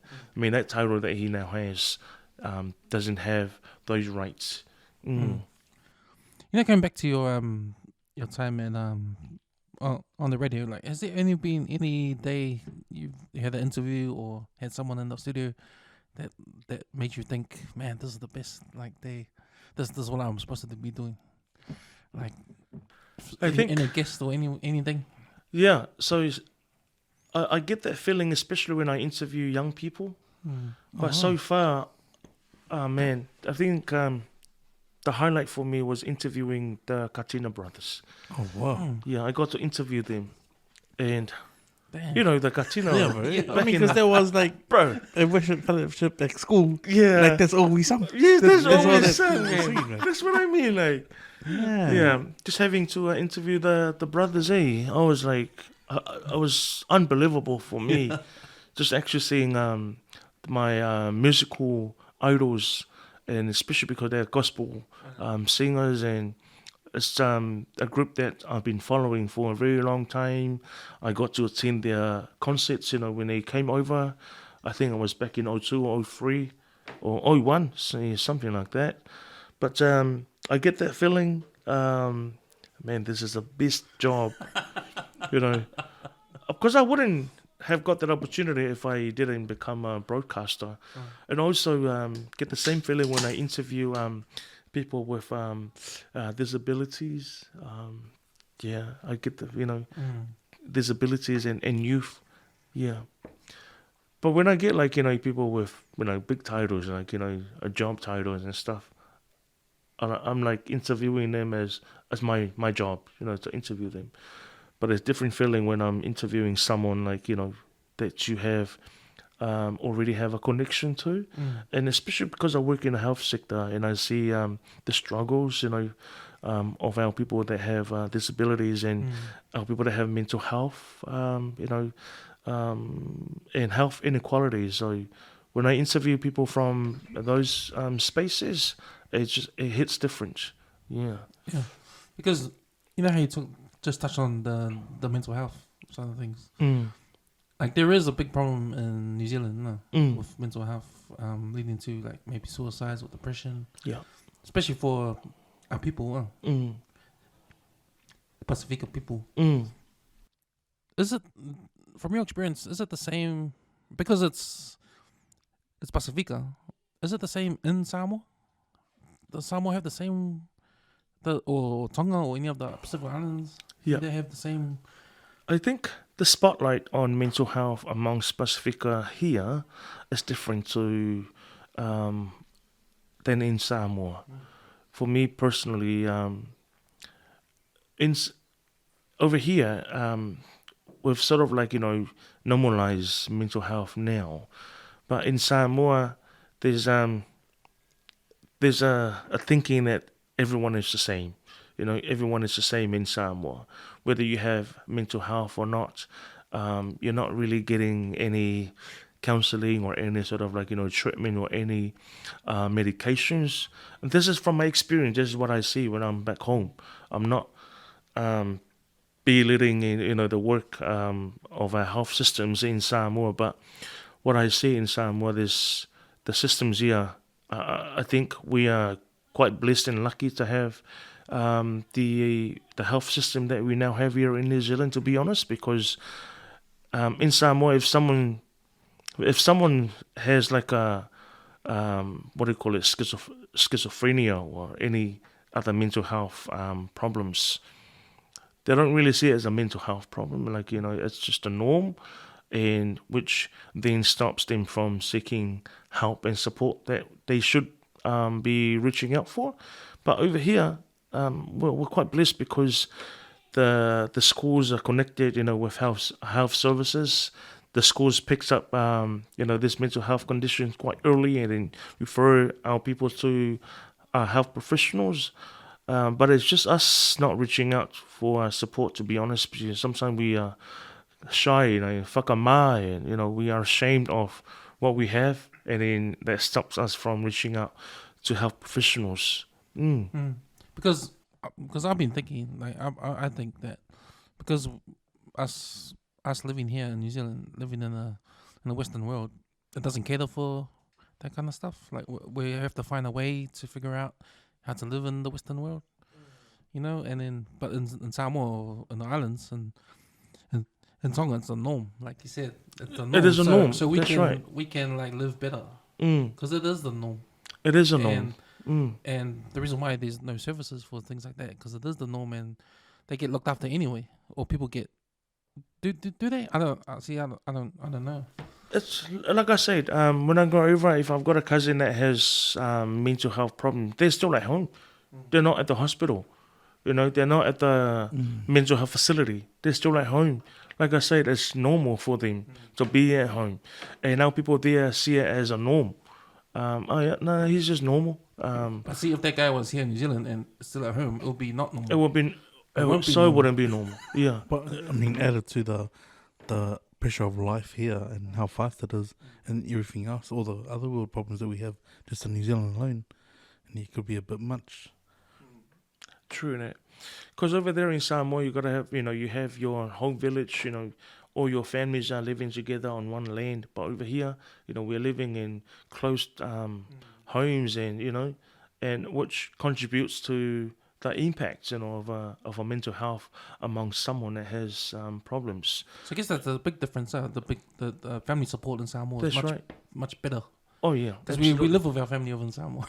Yeah, because everyone's on the one piece of land. Well, you go to your village and you see people with someone that has mental health in the kitchen, mukuka, just doing. Whereas here, we got to be careful with how we look after them.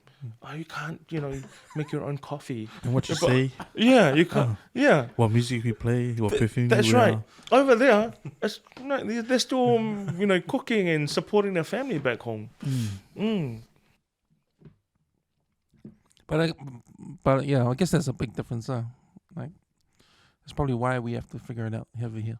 We have more services, to cater for mental health here, and also with the way of living over here, with the influence of social media, it's now happening in Samoa as well, but here it's quite advanced, and with many other things that the risk factors we have more here than in Samoa, and just a lot of things that happened in the past, like the dawn raids, and how we're treated. Because we're not living in Samoa. In Samoa, there's one people in Samoa. Over here, there's racism and stuff like that. We're living in the Western world, like you mentioned, that have a massive, contribution, to the risk factors, and yeah. So have you seen because you've worked in the health sector for about 10 years now? Have you seen what have you seen from start to now? Like an improvement or things getting worse, or when it comes to mental health for our people? Well, according to the data, it says it's getting better. But for me, what I see out in the community is not the case. We look at dawn raids, the REM raids, the amounts of youth crimes. It's getting worse, to be honest, especially out in South Auckland.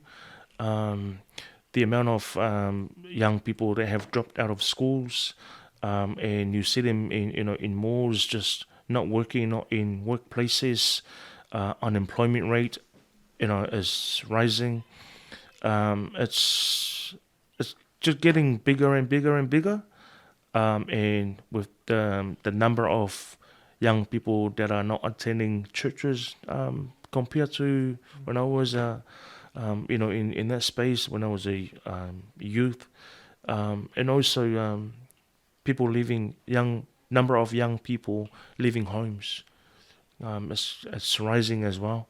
The number of people on social welfare, on work and income benefits, is rising, and it reflects the number of homeowners, people that have that are able to own homes now. With the cost of living is not helping, and also the technology. We're now living in a world now, and gangs as well, heavily involved. Our young people are now going to that directions, to find and to look for answers, solutions, easy money and stuff like that. Yeah. Have you found that in your time working in the health sector, that there are families like how there's a lot of boot camps and stuff popping up? Because I did see you were working on trying to help promote people getting active. Is there enough of that in South Auckland? Because I know if you look at Butterbean, David Teller and the work that he's done, and he's just his own entity out in South Auckland. But do you feel like there needs to be more days out there? Or do you think that government departments can send money towards the South Auckland communities to make South Auckland more like what Dave's trying to project? Yeah, I think the ministry has done an amazing job, to distribute funding to providers such as Dave Letili, Butterbean Motivations, and boot camps. For what I see, because local doctors in White Cross, we run a Fit Life, and that's run by John Mann and Fee and his wife Fee. It's our people not turning up and not utilising the services, to be honest. They're free? Yeah. Free services. Free services. Yeah, I mean, our people are not. That's the most common thing that I see around. It's free. It's free. But people don't want to. Really? It's common. It's like we got a gym. We got 24-hour gyms. Then we have cheap gyms. But when it comes to community initiatives like one that John Mans put out there, free, people don't want to use them. People don't. Yeah. Is that because of advertising or no? Sorry. Because of advertising? No, it's not because of advertising. I mean, it's everywhere on social media now. A lot of people are aware of it. Even Butterbean is funded. It's free. Free sessions. He even offers to go to homes and help people, but our people are just we're comfortable with the life that we now have, and not reaching out for that extra support. We don't have the motivation, the manpower, to drive what we want to achieve. There's heaps of free exercises classes, even Zumba. A lot of funded Zumba classes, but our people are just not using it. I'm aware there's a church-based exercise program called HVAS, Healthy Village Action Zone, for the Auckland region. There's also one for West Auckland called Enuola, which is led by the Whānau Health Service, which is just down the road.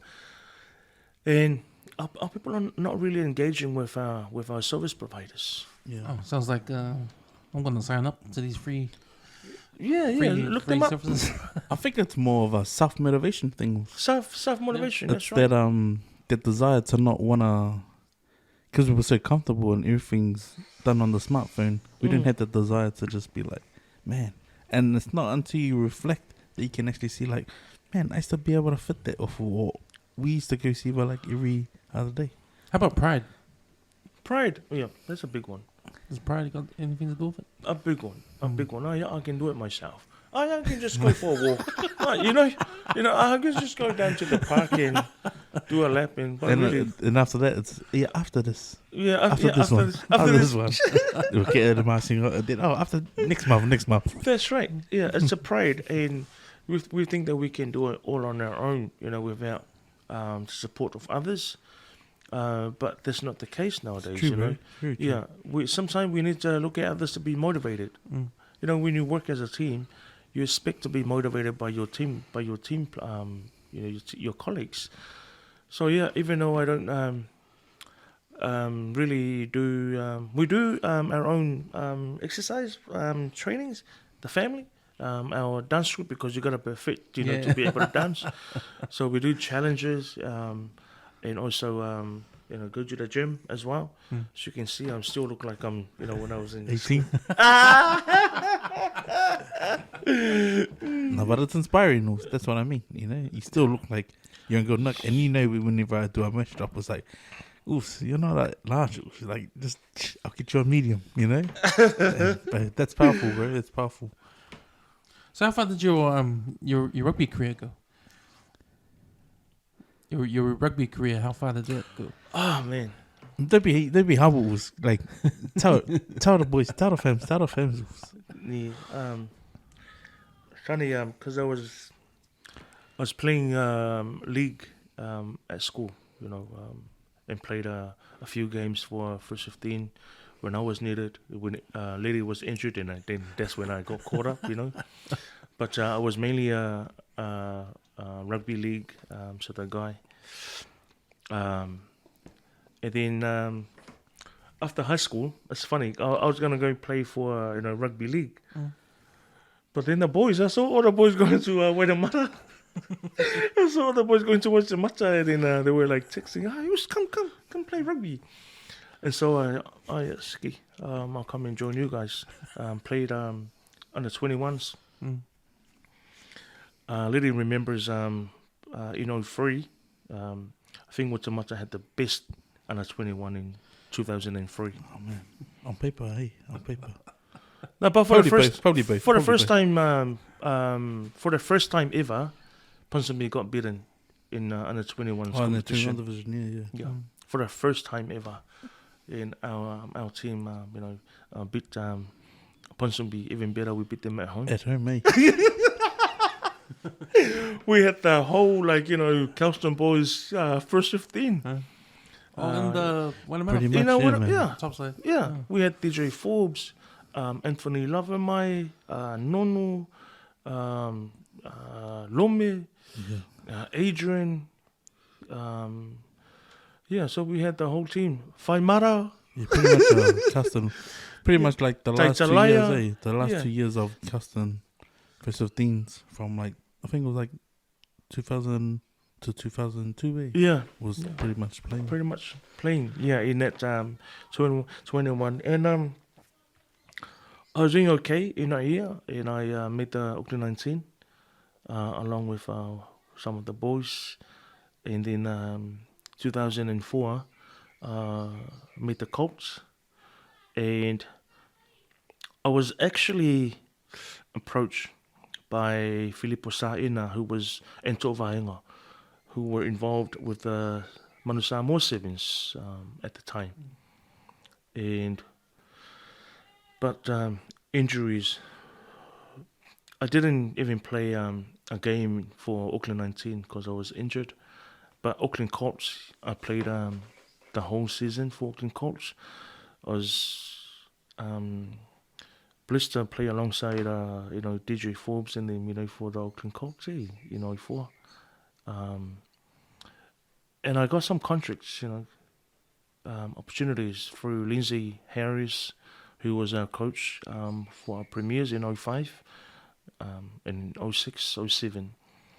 I was that close to cracking top rugby, NPC level in 06 and 07 at the peak. But I was doing all these jobs, to earn money, studying full time. And in 07, halfway through the season, I was late to our team meeting. One Saturday, I was late, 15 minutes late, and I got dropped for being late. And that's when I realized I couldn't commit to rugby. I couldn't. Then I stopped playing in 07. Up until now, I haven't played a game of rugby. I stopped in 07 and I said to myself, nah, rugby's not my thing anymore. Despite,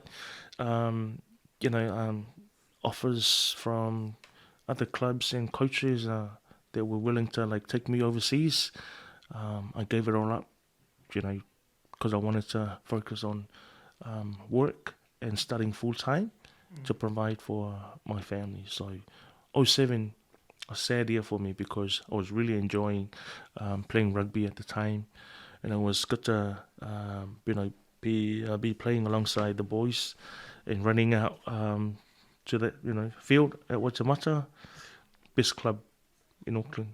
Yeah. I mean, I have to treat this guy's horn, right? Because at the time, when I was on my last year, the Auckland players that played secondary schools, and secondary schools back then was picked it wasn't like this time, and these days they have a blues, and it's you have a trial and there's only one team. That's a collective of South Auckland, West Auckland, and the Shore. That's how the Super Rugby is put together.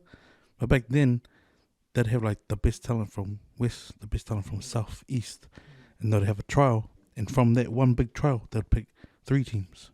They'd have the A and B, then they'd have the development. Just to be part of that makeup, man, shows how good you are. Of course. And to go into club then and still keep that. Lorenzo is that humble. He had the A guys from that team, outside backs on the bench. Because this guy trained, he trained. And to come back into a new season and see, bro, this guy's, he's stepped up. He stepped up the speed, and the running. This guy would have length of the field tries. It's movies. If he can put on a good tackle and the ball comes down, just give it to Lorenzo because he'll run it right around and bring it under the pace. That's what I always remember about our games. It's bro, if we put on a good tackle and the ball's free and he's open, bro, we're in. That's a guarantee.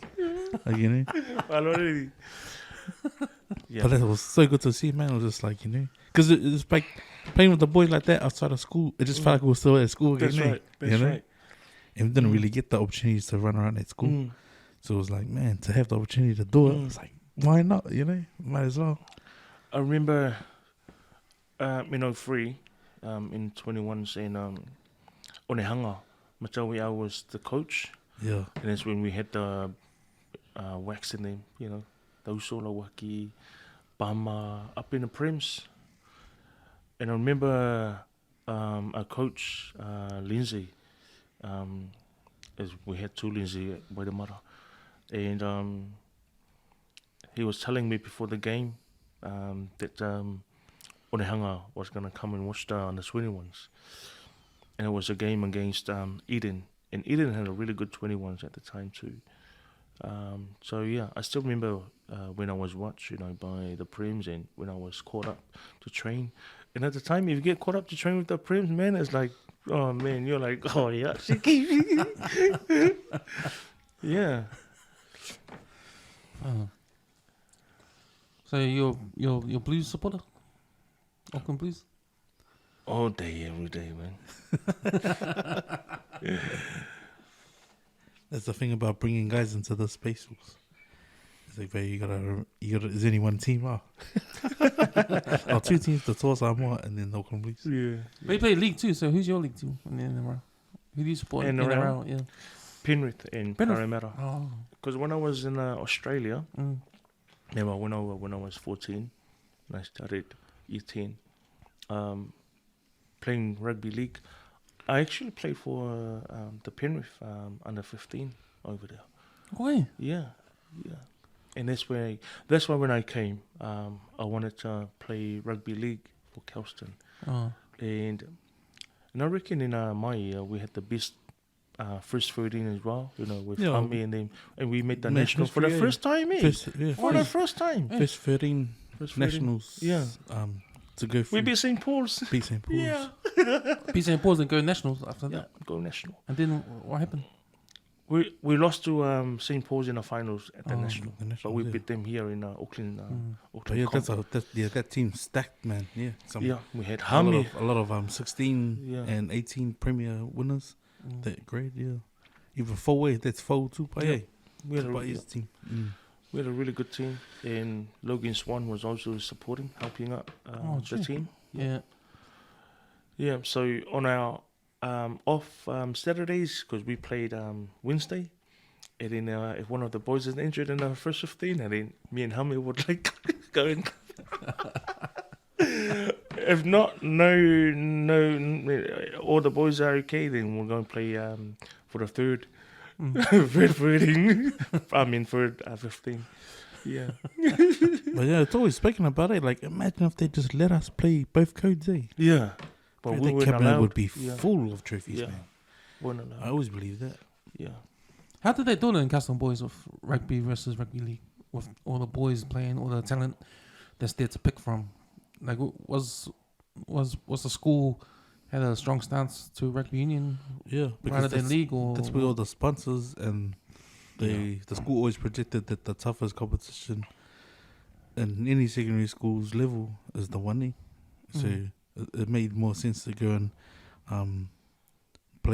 try and make the first and second, because rugby league the competition was only stronghold because of the St. Paul's and maybe the LaSalle Irahu sort of thing, and there weren't that many schools competing. I'm not too sure what it is in other schools, but that's when I went to school, that's what it was about. It was like, you're gonna this is the toughest competition, you might as well measure yourself against the toughest players in the other in the 1A comp.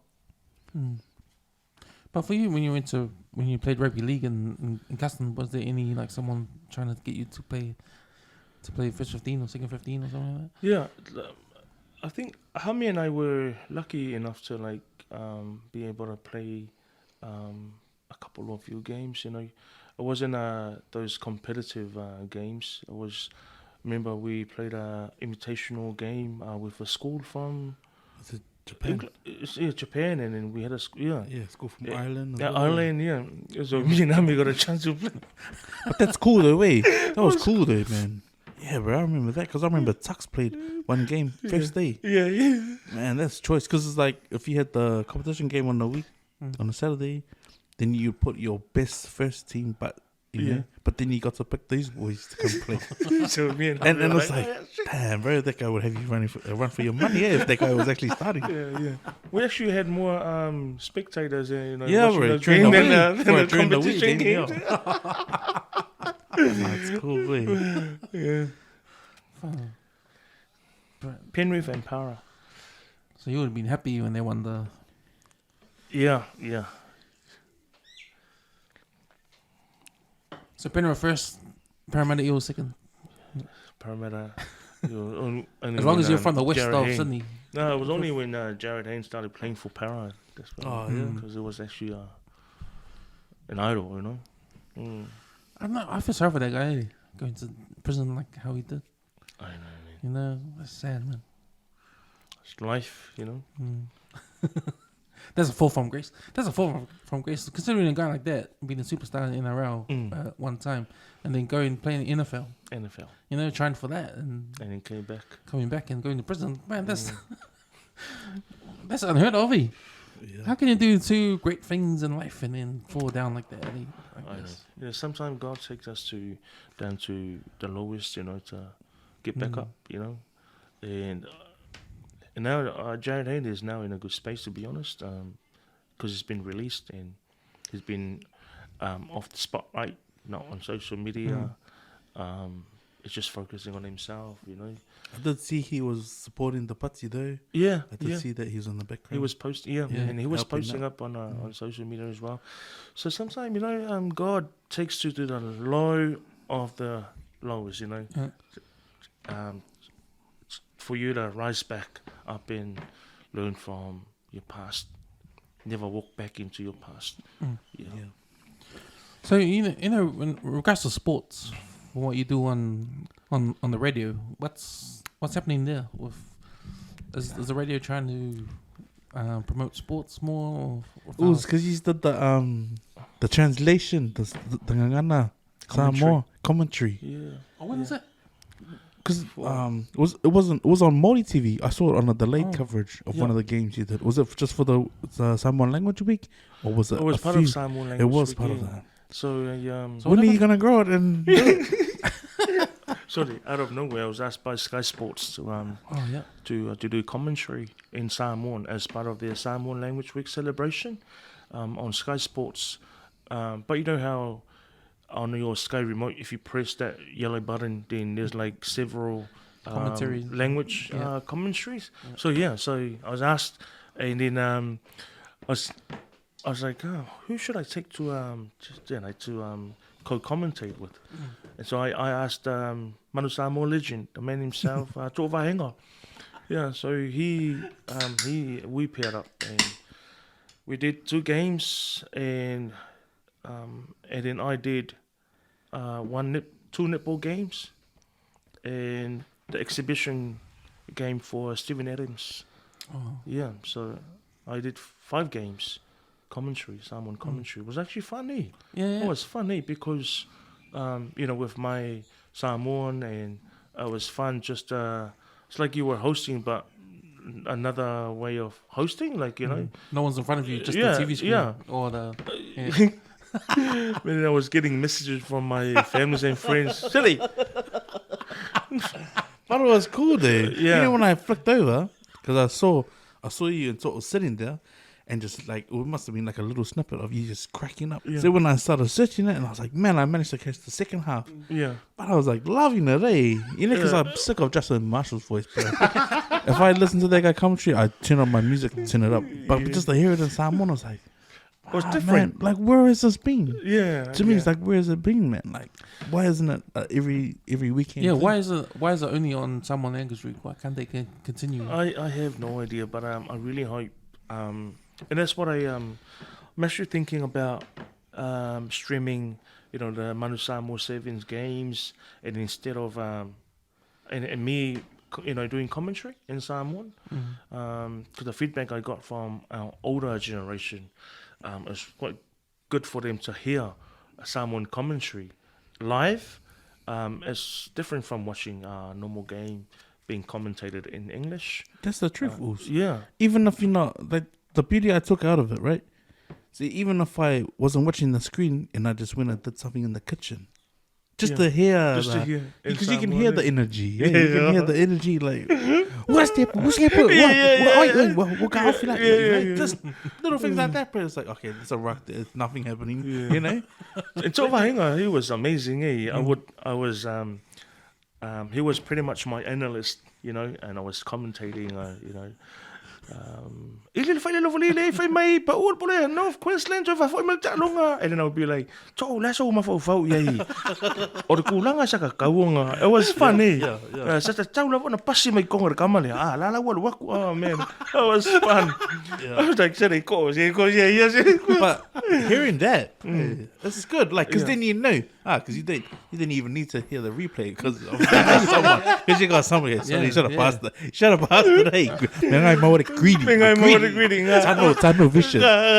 Chris, I hold Tano vision. Yeah, so I think I'm gonna do the same for but on my own on PMN Samoa, because I streamed some of the Tō Samoa games. Right, the amount of people that were like watching it, so there's a need. It's a need, you know, for our people to see those live streams. So for the Hamilton 7 comp that's coming up on the 21st and 22nd of Jan, I'm gonna ask PMN if they can send me down there. You know, just go live and provide Samoan commentary. Cool. That'd be cool, man. That's needed. We need that. It's overdue, man. That's overdue. But that's a platform you guys have at PMN now. Like but we do that promote you can do sports. that. We do promote sports. We have former or current players, from sports teams that come on the shows very often. For example, Moana Pacifica, they've been on the show for many times, and I was also blessed with an opportunity to be the ground announcer for the Pacific Island Sevens tournament late last year. That was out of Manukau, eh? Out of Manukau, Yeah. So from MC now ground announcement, that was my first time doing as a ground announcer. It was good. It's a mix of a ground announcement and MC and an entertainer as well. Oh my gosh! Would the next one be like, come on, Nick, and slip into politics or like a board? Possibly? Nah. We'll see. For me, if an opportunity comes, I'll take it, with both hands. But if it's God willing, it will happen. Yeah, it will happen. It's interesting about the commentary thing, of the sports commentary, because with podcasts, anyone can do a podcast and put it out there on the same platform as anyone else. Because when we go on Spotify, we're right next to everyone else that's on Spotify too, like TVNZ or anyone else. The difference is that they get all the views, we don't, because no one knows us. That's the only difference. But we're on the same platform. So podcasters allowed people to just be their own radio station. Anyone can do it. Anyone can do it. What I heard, the latest technology they're trying to figure out is to do the commentary, sports commentary, where anyone can do it. So you can have an app where if you're watching the game, and you can go on your app and pick any commentary from anyone around the world, like anybody that's making up a commentary. Like someone that's watching the game and podcasting about it, but they can put it on this app and you can just tap into it. Watch the game and hear it. Do you earn money from it? From doing I'll find out. It depends. It depends I'll find out. It depends if you're popular or not. Yeah. But that's a future technology thing. Wow. That I heard. Like that would be cool though, way, because examples like if you go to Eden Park and you watch the game and you can't hear what they're watching because it's a second or two delayed, at least you can go on your phone, put your beats in or whatever, tap it, and you can actually hear it audio to the game you're seeing in front of you. Where you can be like, oh, what happened there? Like, instead of, and then you look up at the screen and wait for the delay, Yeah. So at least you can hear it back. Like, that was a forward pass. So what that does is that, like, so you can tap into, like, any sport thing on your phone, like, anything that comes on, simulcast on the radio, like maybe you guys or someone else, TVNZ or someone else, doesn't matter. But you can also tap into anyone that's doing it for fun. Because maybe you don't like to hear, Justin Marshall. Maybe you want to hear someone from the hood talk about, or someone down the street, or someone in Brazil, or I don't know, someone in Samoa, or someone in anywhere in the world, rather than the mainstream commentary. Yeah, and you can tap into whoever's just doing it in their garage. Amazing. So I heard that's the next like sort of thing that might happen in the future. I'll look into it. But with you working on the radio and stuff, like even with podcasts, what impact has podcasts have had on the radio? Like mainstream media, like mainstream radio, MyFM, New FM, you guys, New FM is part of you guys. Anything like NZR, 1ZB, like they get to put on the radio station, but radio station have rules in there, but podcasts they don't. Yeah. So and podcasts are probably in New Zealand a new thing, and I can see a lot of radio stations breaking down their shows into podcasts and putting them on Spotify, putting them on these platforms. Yeah, on River and stuff. Yeah, on River, and like just if you're a music radio station, you cut out the music and just put the talking and stitch the talking together and put them on the podcast. Well, they might have some radio people start their own podcast and they go, I've seen that now. So it's becoming a big thing now. Huh? It's for me as as a podcaster for 531, Podcasters, I see them as a competition, to be very honest, and also a threat to traditional radio stations such as, My FM, New FM, 531. And with the some of the podcasters are more advanced in terms of social media and doing podcasts, with all the live streaming, more advanced than radio stations, to be honest. Yeah. And the way they set it up, using blue screen or green screen, or it's more advanced than us that are working on our radio stations. And to be honest, I don't find those old school radios at home now. People are now watching True that. Eh? on TV or on their phones. Even my wife's grandma, she watches it on TV, or even on an iPad. So the traditional radios now are at risk of losing viewers and listeners because of the amount of podcast shows that are up, and running now. And some of them are even better, to be honest. Way better. And like I said before, some of the things that you have to say on air, on a radio, you can't, you can say a lot of things on a podcast or a live. Me doing a live from Samoa, it's different from hosting because you gotta have ethics and rules that you need to follow. So I think I'm a big fan of podcasts, to be honest, because I can do my own thing on it.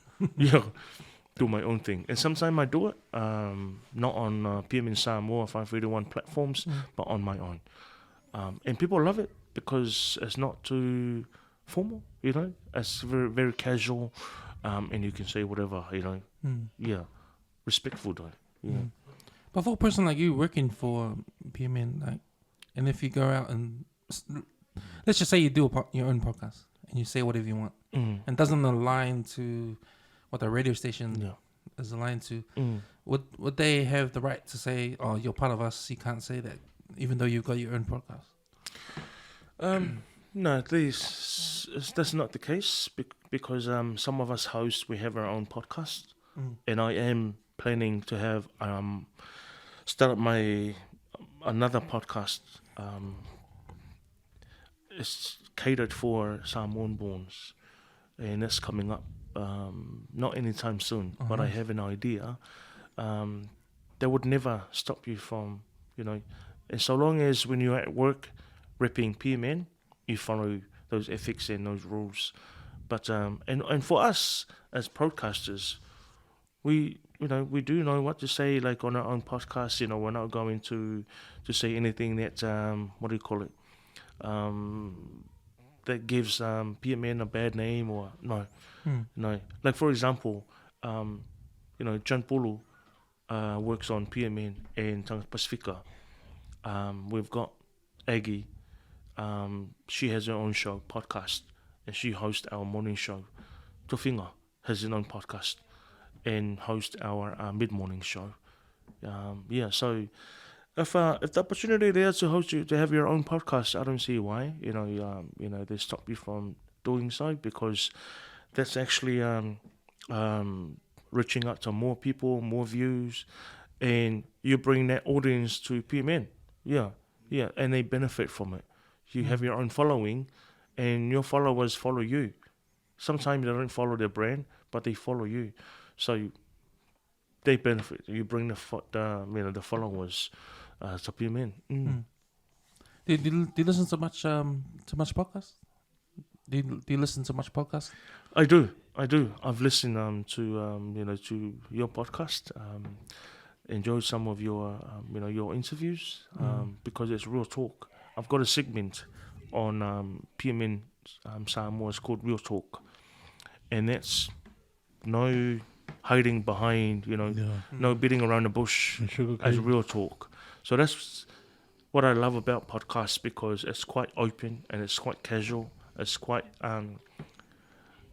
like you actually talk from your heart, and you have all the time to think about what you say, and whereas when you're on the radio, you either have 5 minutes or 10 minutes, to say like, a long story. And you can't really tell a full story because of your time that's been given. And that's the beauty of having a podcast, because like we've been talking for like maybe over an hour now. And it's enjoyable at the same time, because you're connecting with me. I'm connecting with Liti. It's Got like, some drinks here. And stuff. yeah.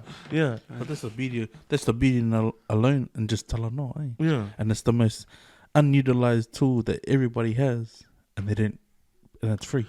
That's right. And as people just don't choose to use it, it's like, man, it's just have a yarn, and that's all it is, man. It's powerful. It works for everyone, Everyone can gain so much just by having a tell her no attitude. Yeah. And it's simple. Yeah. Simple as form. Have you had interviews where you had to cut things out, but you wanted to stay in? There's so much good gems that how radio is like only you need to shorten it up. That happens a lot. They used to cut out some. Yeah. That happens a lot of time. But what I do, if an interview goes over time, I would invite the guest for a second interview. Then we, carry on from where we left off, in the first interview. So I wouldn't go over time because of the time schedule, but I would invite the guest for maybe 3 interviews, and then we continue to tell and more from there. Because like a series, that's my way of doing it. Yeah. So you've produced quite a few sort of stories now since you've been there. Like, what's one story that? Is it the process of like how you have when you said you were in Samoa and you had a journalist come with you? What was the different jobs you guys had? Like you were the producer. Yeah. The journalist had to go get the story. Yeah. And you had to. What was that so relationship like? So we all work together. We all work together. Me hosting, streaming at the same time, and at the same time, my colleague, the journalist, was like looking for a nice story to cover. For example, an interview, we covered a story of Chanel, Harry Starvita, who was the only player from New Zealand and quitting the game at a very young age at the Pig. He just finished the World Cup campaign, and he was one of the best players. So journalists were looking for a story like that that has been hardly covered by other media. And this guy that I went with, he's really good at what he does. And you always look for something that hasn't been covered before. And he released, I think, 3 or 4 articles, from Samoa, which was really good, for the amount of time that he was over there. He got to interview the coach, some of the senior players, including the captain. So the way he asks questions as a journalist is different from how I ask questions as a host. Mine is like I say, very casual. His is like a presenter, the way he asks his question, the way he designs his questions. So the beauty of having one team like that, a journalist, a host, and someone to like post the small content up on social media, we had a person like that, Ella. She was feeding on social media pages, with all the stories and the reels and stuff. So it was good to have both of them. And because some people prefer to read, than just watching the live. Some people prefer short videos than watching a 2 hours live. So that was the idea behind taking all 3 of us. I learned. That's a question, bro. I learned recently, because of the short attention span on people, especially the new generation, like with TikTok and all that. Yeah. Like some articles need to be shorter now. Absolutely. Like 500 words. Like because of the short. Maybe shorter than 500 words. Yeah. Yeah. And that was interesting when I heard that. Nice. So this guy, how he does it, if he thinks that the article is too long, he cuts it short and then add the interview. Right. Yeah. To like minimize all the writing and stuff. Just add the the main highlights of the interview.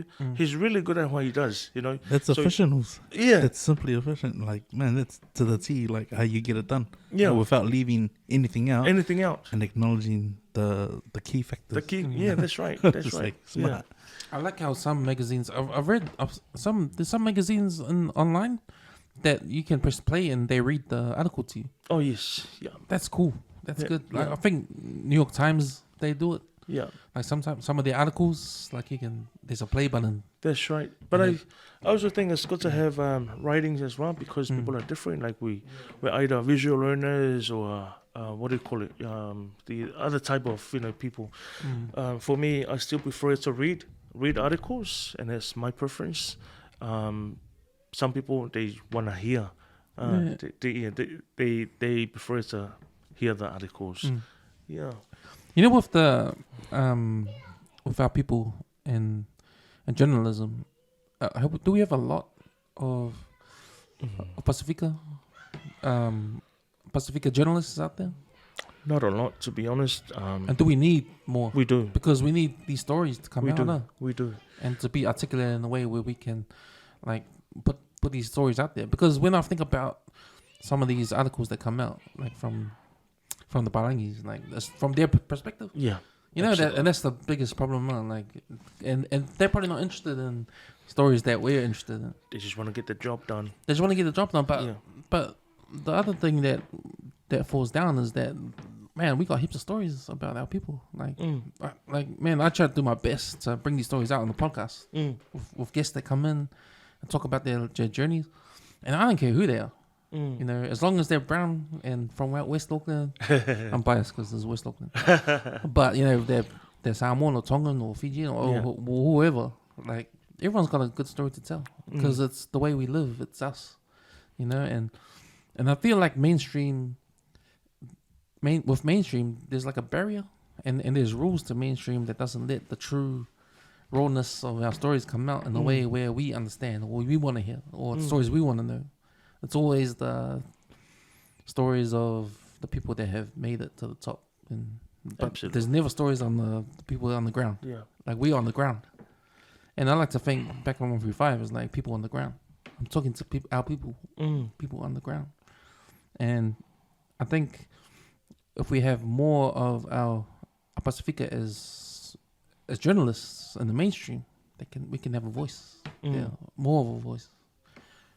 I know New Zealand Herald, they started something last year. It's called Talanoa Pacifica.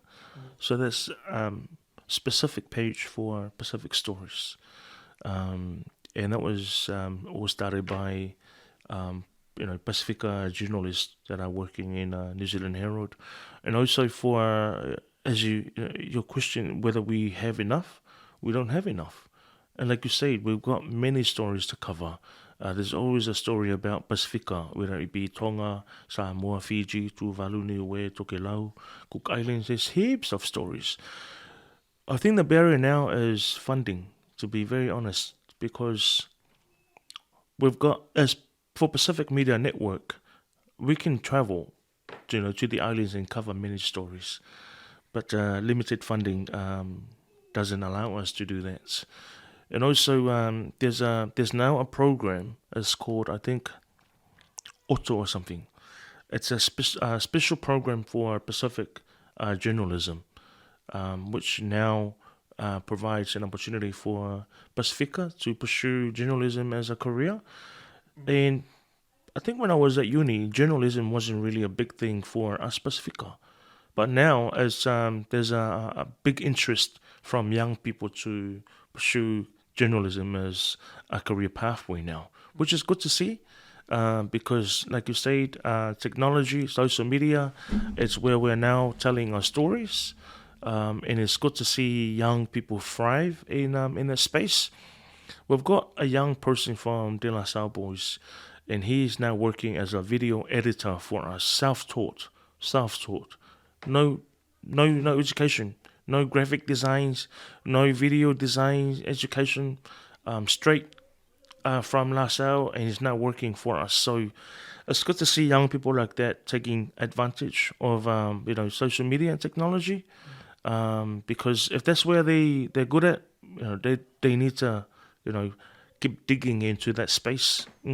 That guy that you said that came out learning on his own, that doesn't surprise me because the amount of music videos from our people, our youngsters out there making music videos, doing TikToks, creating content on social media, like influencers, and especially the Pacifica ones. I've seen some of the videos they put up, like professional. Yeah. With the lighting and the video editing and all that kind of stuff. Johnny Tuivasa. Johnny Tuivasa Johnny's probably one of the best, man. Yeah, that's right. Like, but see, that's what I mean. Like those guys didn't just they were in school. They didn't go in school, but they just learn from YouTube or learn on their own to do it. So that kind of stuff doesn't surprise me. Like there's a lot of people, a lot of kids out there with skills and they're earning money now. Earning money. Like that's good to see. When you talked about New Zealand Herald having that space for Pacifica, like what's that column called? Or what's that? Talanoa. It's Talanoa, New Zealand Herald Talanoa. Yeah. See, my thing about all that kind of stuff is that it's only, I think the only people going to read that is our people. Like no one else is going to read it. Like the Palangis ain't going to read it. If they see anything that to do with us, skip it. They'll skip. Because I think because so much of a disconnect with our two cultures, of the Western world and us. Of not even just Samoans, like Tongans, Maori, and the Palangis. There's a disconnect. There's no sense of can we merge. Can you guys want to understand where we're coming from? No, they don't. That's what I think. And how do we tap into the, how do we stop that? How do we design a bridge? And I think the best way to do that is for us. And this is the reason why part of this WESWES network started, is because we talk about the stuff that they're into. Like surrounders, like my friends who are into sports, especially sports, because we don't just talk about rugby and rugby league, which is dominated by Polynesians. We talk about all kinds of sports, like tennis, cricket, which are dominated by other ethnicities, but we're into it too. So if we're talking about say cricket, for instance, like I don't see any Pacifica platform talking about cricket because it's not our game, But I know a lot of Polynesians, a lot of Pacific Islanders that love cricket. And if we talk about cricket, these Polynesians gonna think, hey, what do these guys know about cricket? But hey, we probably know more than you do. But we'll talk about it. But we're going into their space, and that's the thing. That's the thing that I see, that a way to build that bridge, because anything to do with our people in mainstream media, with Pacifica, you label that name to anything on mainstream media, just only our people gonna look into it. For me personally, I get what you're saying, and that's quite common out in the community now. And there's a bridge there to the gap, that needs to be bridged, right? But for me, it doesn't really worry me. It's not really a concern for me. Why? Because what if they don't read our stuff? It doesn't really worry me if other people don't read stories about Pacifica. What worries me and what concerns me more is our own people reading our own stories and understand it and give credit to it and praise it. Like I said, we got to look at within our circle first. A lot of us Pacifica are more interested in other stories, not our own stories. But for me, if our Pacifica, just reads our stories more than other people, then that's for me, Siki. That's the way it should be. It doesn't worry me if other people don't even, give 10 seconds to read our stories, to be honest. But if our young generation read our stories, yeah, that's a win for us. That's a win for us. Read it and understand it. It's the main thing for me as a broadcaster. I don't even care, if Palangis, don't read our stories, to be honest, or listen to our podcast or what we say. Doesn't worry me. Doesn't put food on the table. Doesn't put any extra or further understanding to what we believe in. I'm more worried about our young people, understanding and reading our stories that have been archived and posted, than other people reading it and say a lot of stuff about us. To be very honest, if they skip it, fine. Yeah. It's That's just my belief as a broadcaster, and that's what I would love to see our young people do. As you get into that space, for example, podcasts like yours, why go and watch other people's podcasts when we have our own? This is where we tell our stories now. Come and watch us and hear your people, because we can relate. We're from the same culture, same heritage, same understanding. We do things very similar. So, and I think that's the same as how Palangi, other people think. Why watch us when it doesn't really add anything to their way their of lives, living, yeah. a way of life? It's the same thing. That's my understanding, as a podcaster. But you're right. That's true though. It doesn't add any right now. It doesn't add anything to their lives. Like they don't care. But and I think that's what cultivates racism. When you don't know the other person's culture and you think you're better than them because you neglect them in a way where, man, that's you guys. I have a problem when it comes to that. They don't watch it, but then they criticize us. Yeah, that's right. That's when I have a problem. they're big on it, but then it's when they use us too. That's right. To get their way or get something out of us. Absolutely. Yeah. Whereas like Cam's just talking about like how as a network, like he's the face. It's Pacifica. Our stories are Pacifica. Like having you on because you're around your KBB, you're always looking proud, but you're out in South Auckland. Like that to me is like those are the stories that resonate with people, and they should inspire because there's no one doing the work that you guys are doing, and like that's a given. There's no one doing the work that you do. There's no one doing the work that you do. Like to have you both here in one space, this is gold, man, and it's archived. And it's like what we can take out of it, the learnings and even just the yarn and listening back to it. Well, hopefully someone hears this and they can aspire to do better. And like competition is a good thing. It never was to belittle or make it one-sided. I just see so many things growing from this platform, the platform that you're on, and the work that we're giving back to the community. I like what you said, Lily, about just passing the ball to the next generation, and also supporting them, the young ones. I've taken a step back from MCing, and I started doing that at the end of last year. I gave another uso and a sister an opportunity to MC a Christmas fun day in Mangere, and I was just managing the stage, making sure the performances are, on time. And that's what we should do as MCs and as broadcasters. We should really be, we shouldn't be like thinking that it is our own, but no, it's our own to pass on to the next generation. So for me now is and I've worked with I've MC'd with this guy he go MC with me on this stage at the Otara event.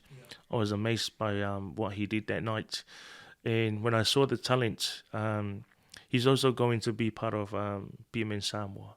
He's gonna be trained up, and because I see the talent in the guy, and for me, don't be greedy, man.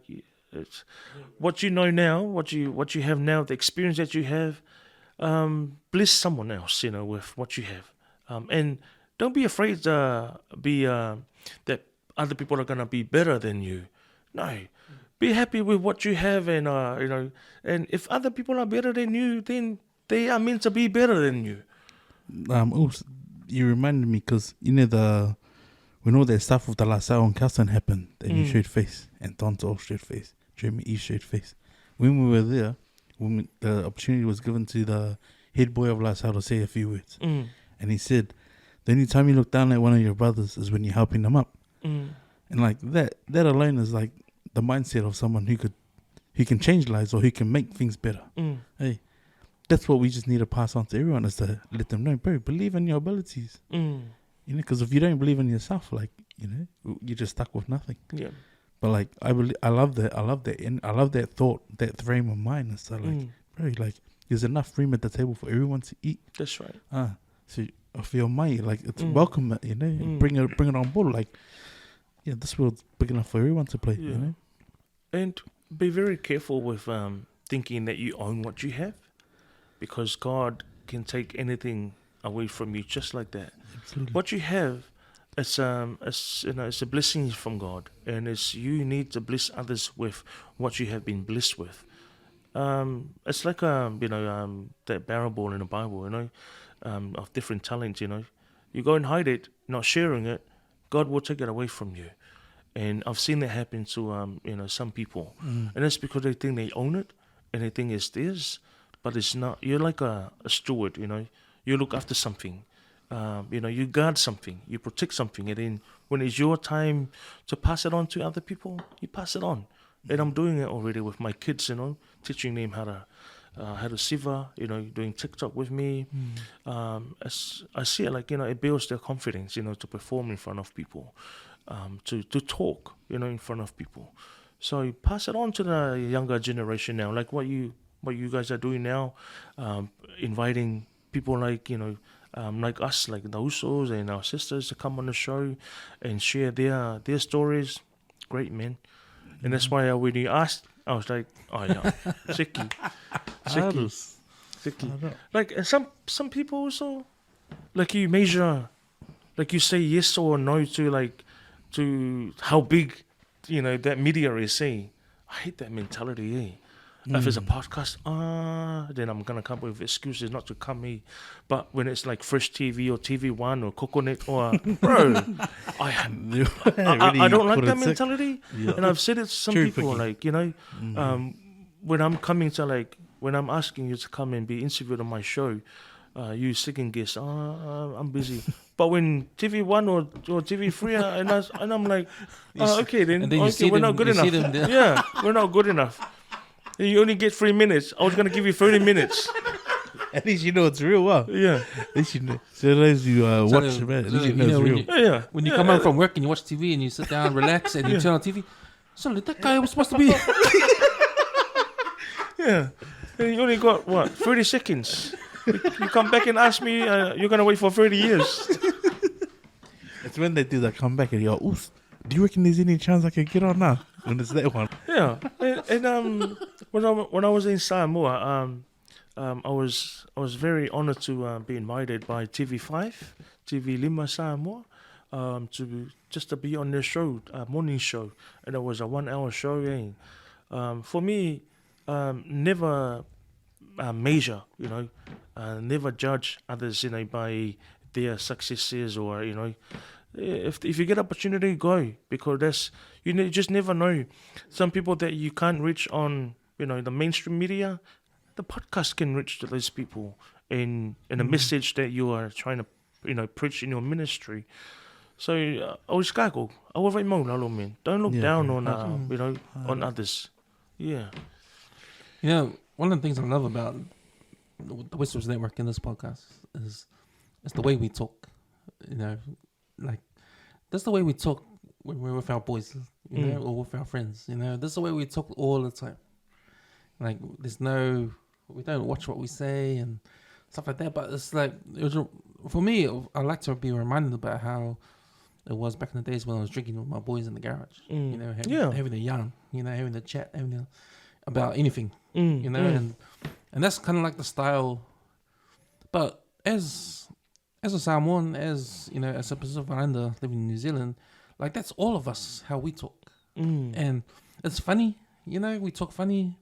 You know, like that's different. That's a different style to anything else in New Zealand, to the Palangis, to you know, to everyone else, and like just to showcase how we talk and be comfortable coming to the studio and just just talking normally how we talk and putting it out there for everyone to enjoy. You know, for someone out there to listen to. You know, that's something that I think that could expand into mainstream. Like, can you imagine the boys talking on, like, taking over the commentary in the All Blacks games? You know, can you imagine some Islanders? Can you imagine the finger commentating? Yeah. Oh man! But not Boom! but not sticking to the rules, but talking how we talk. Talking to how all of us talk. Adding our sense of humor to it. Adding our sense of humor to it, you know, or going on to any of these shows on TVNZ or TV3 or Crowd Goes Wild.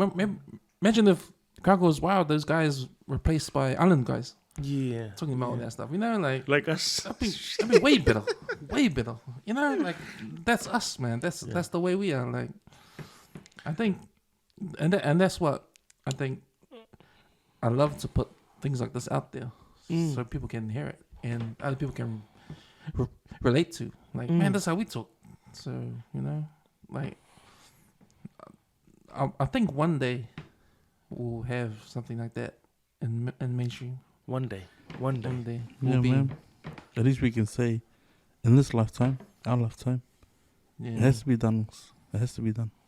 You know, we owe it to the next generation to have something like that. You know. Sweet, man. So what's happening next few weeks for you? What's happening? So going back to work, next week, and been recharge, reset, reflect, and ready to start all over again for another long year. I'm looking forward to receiving another seed, additional. Congrats! Yeah, congratulations! Yeah, thank you. Come July, we'll have our third baby, God willing. And another project is to find a home for my family, a house. But that's a massive one for this year. Nothing's going to change in terms of career-wise. Still going to be in the health sector and on the media. And family, big time for the family this year. I'm quite big on celebrating my kids, to be honest, because that's something we didn't get when we were young. And today, my daughter was playing with her brother, doing their own picnic, in the lounge. My daughter's only 4, turned 4 last month, and I say to my wife, "When did you understand what picnic is?"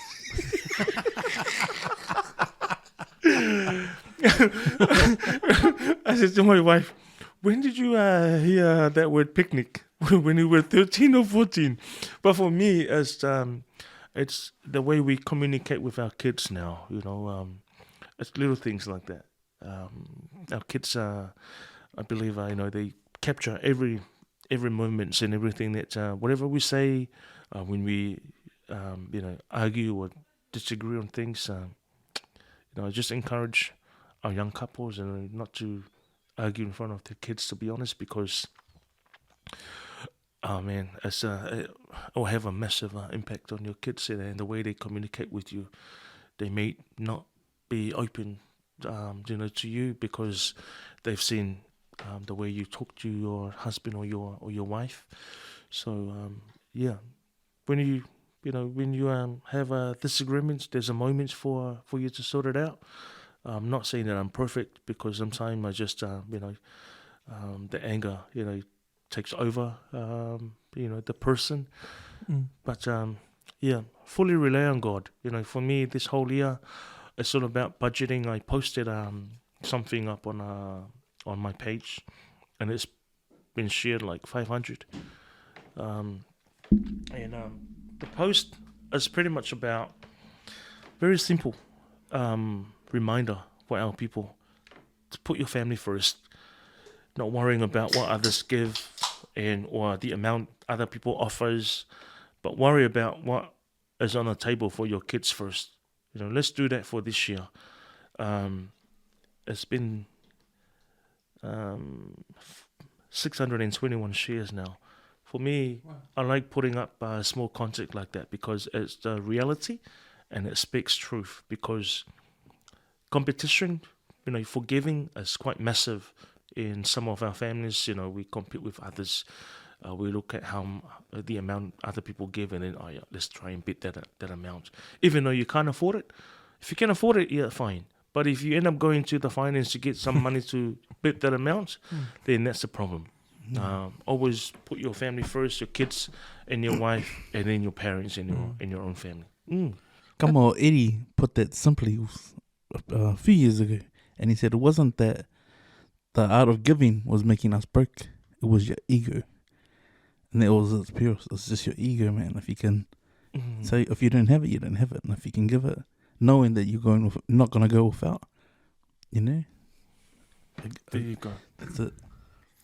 But see, what we just said right there. That's the power of going into podcasting and talking about this stuff. Because we talk about the young generation listening and maybe listening and learn.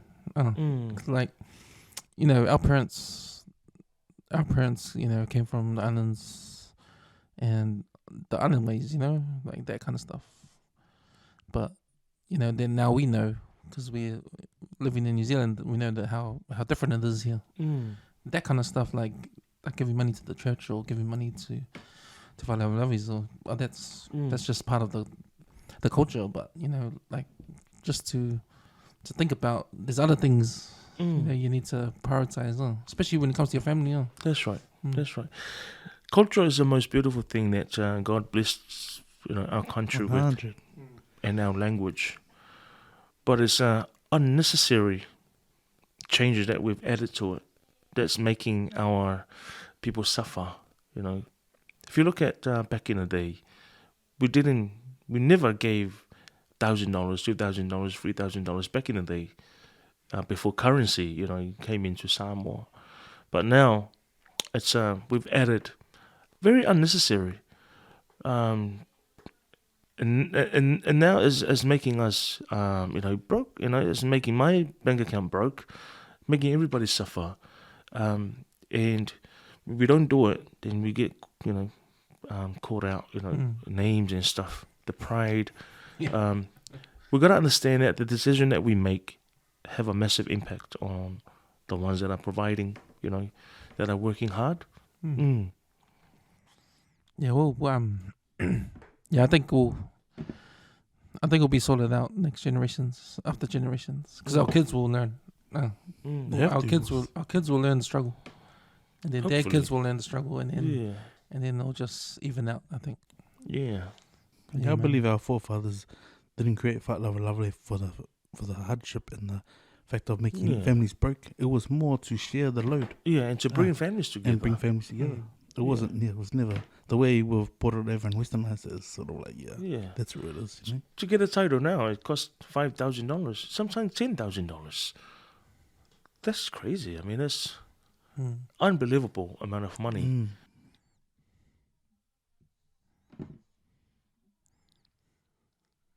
It's been a pleasure. You're a gem, bro, and I know your heart. I know what you work for, and bro, this is one of the most beautiful West Auckland stories that I've seen for a long time. Thank you, Uzo. Brothers. So when are you gonna come back at West and make our own radio station out here? Saturday, yo. West Auckland. Yeah. In the making, Uzo. In the making, yeah. Never know. I might move back here. First time I've got to MC here, events here, and it hits different too, eh? Like just being back here in a it's homely, that's what. Yeah, being back here and driving around and on Lincoln Road, Universal Drive. Yeah. Oh man, don't park. The walk. The walk all the way up to Marina. Yeah. So thank you so much for blessing me with this opportunity to come and share. My apologies, if something that I've said, is offensive to our viewers and our listeners. Nah, nothing's offensive. Nothing. to Oh, anyone. yeah, Nah, okay. nothing. Thank you, Uzo. Thank you, Uzo. Aroha whānau. But yeah, thank you very much. May God bless you. And hopefully, when another opportunity is presented in the future for me to come back on the show, very happy to. Oh, most definitely. Thank you also. Shows.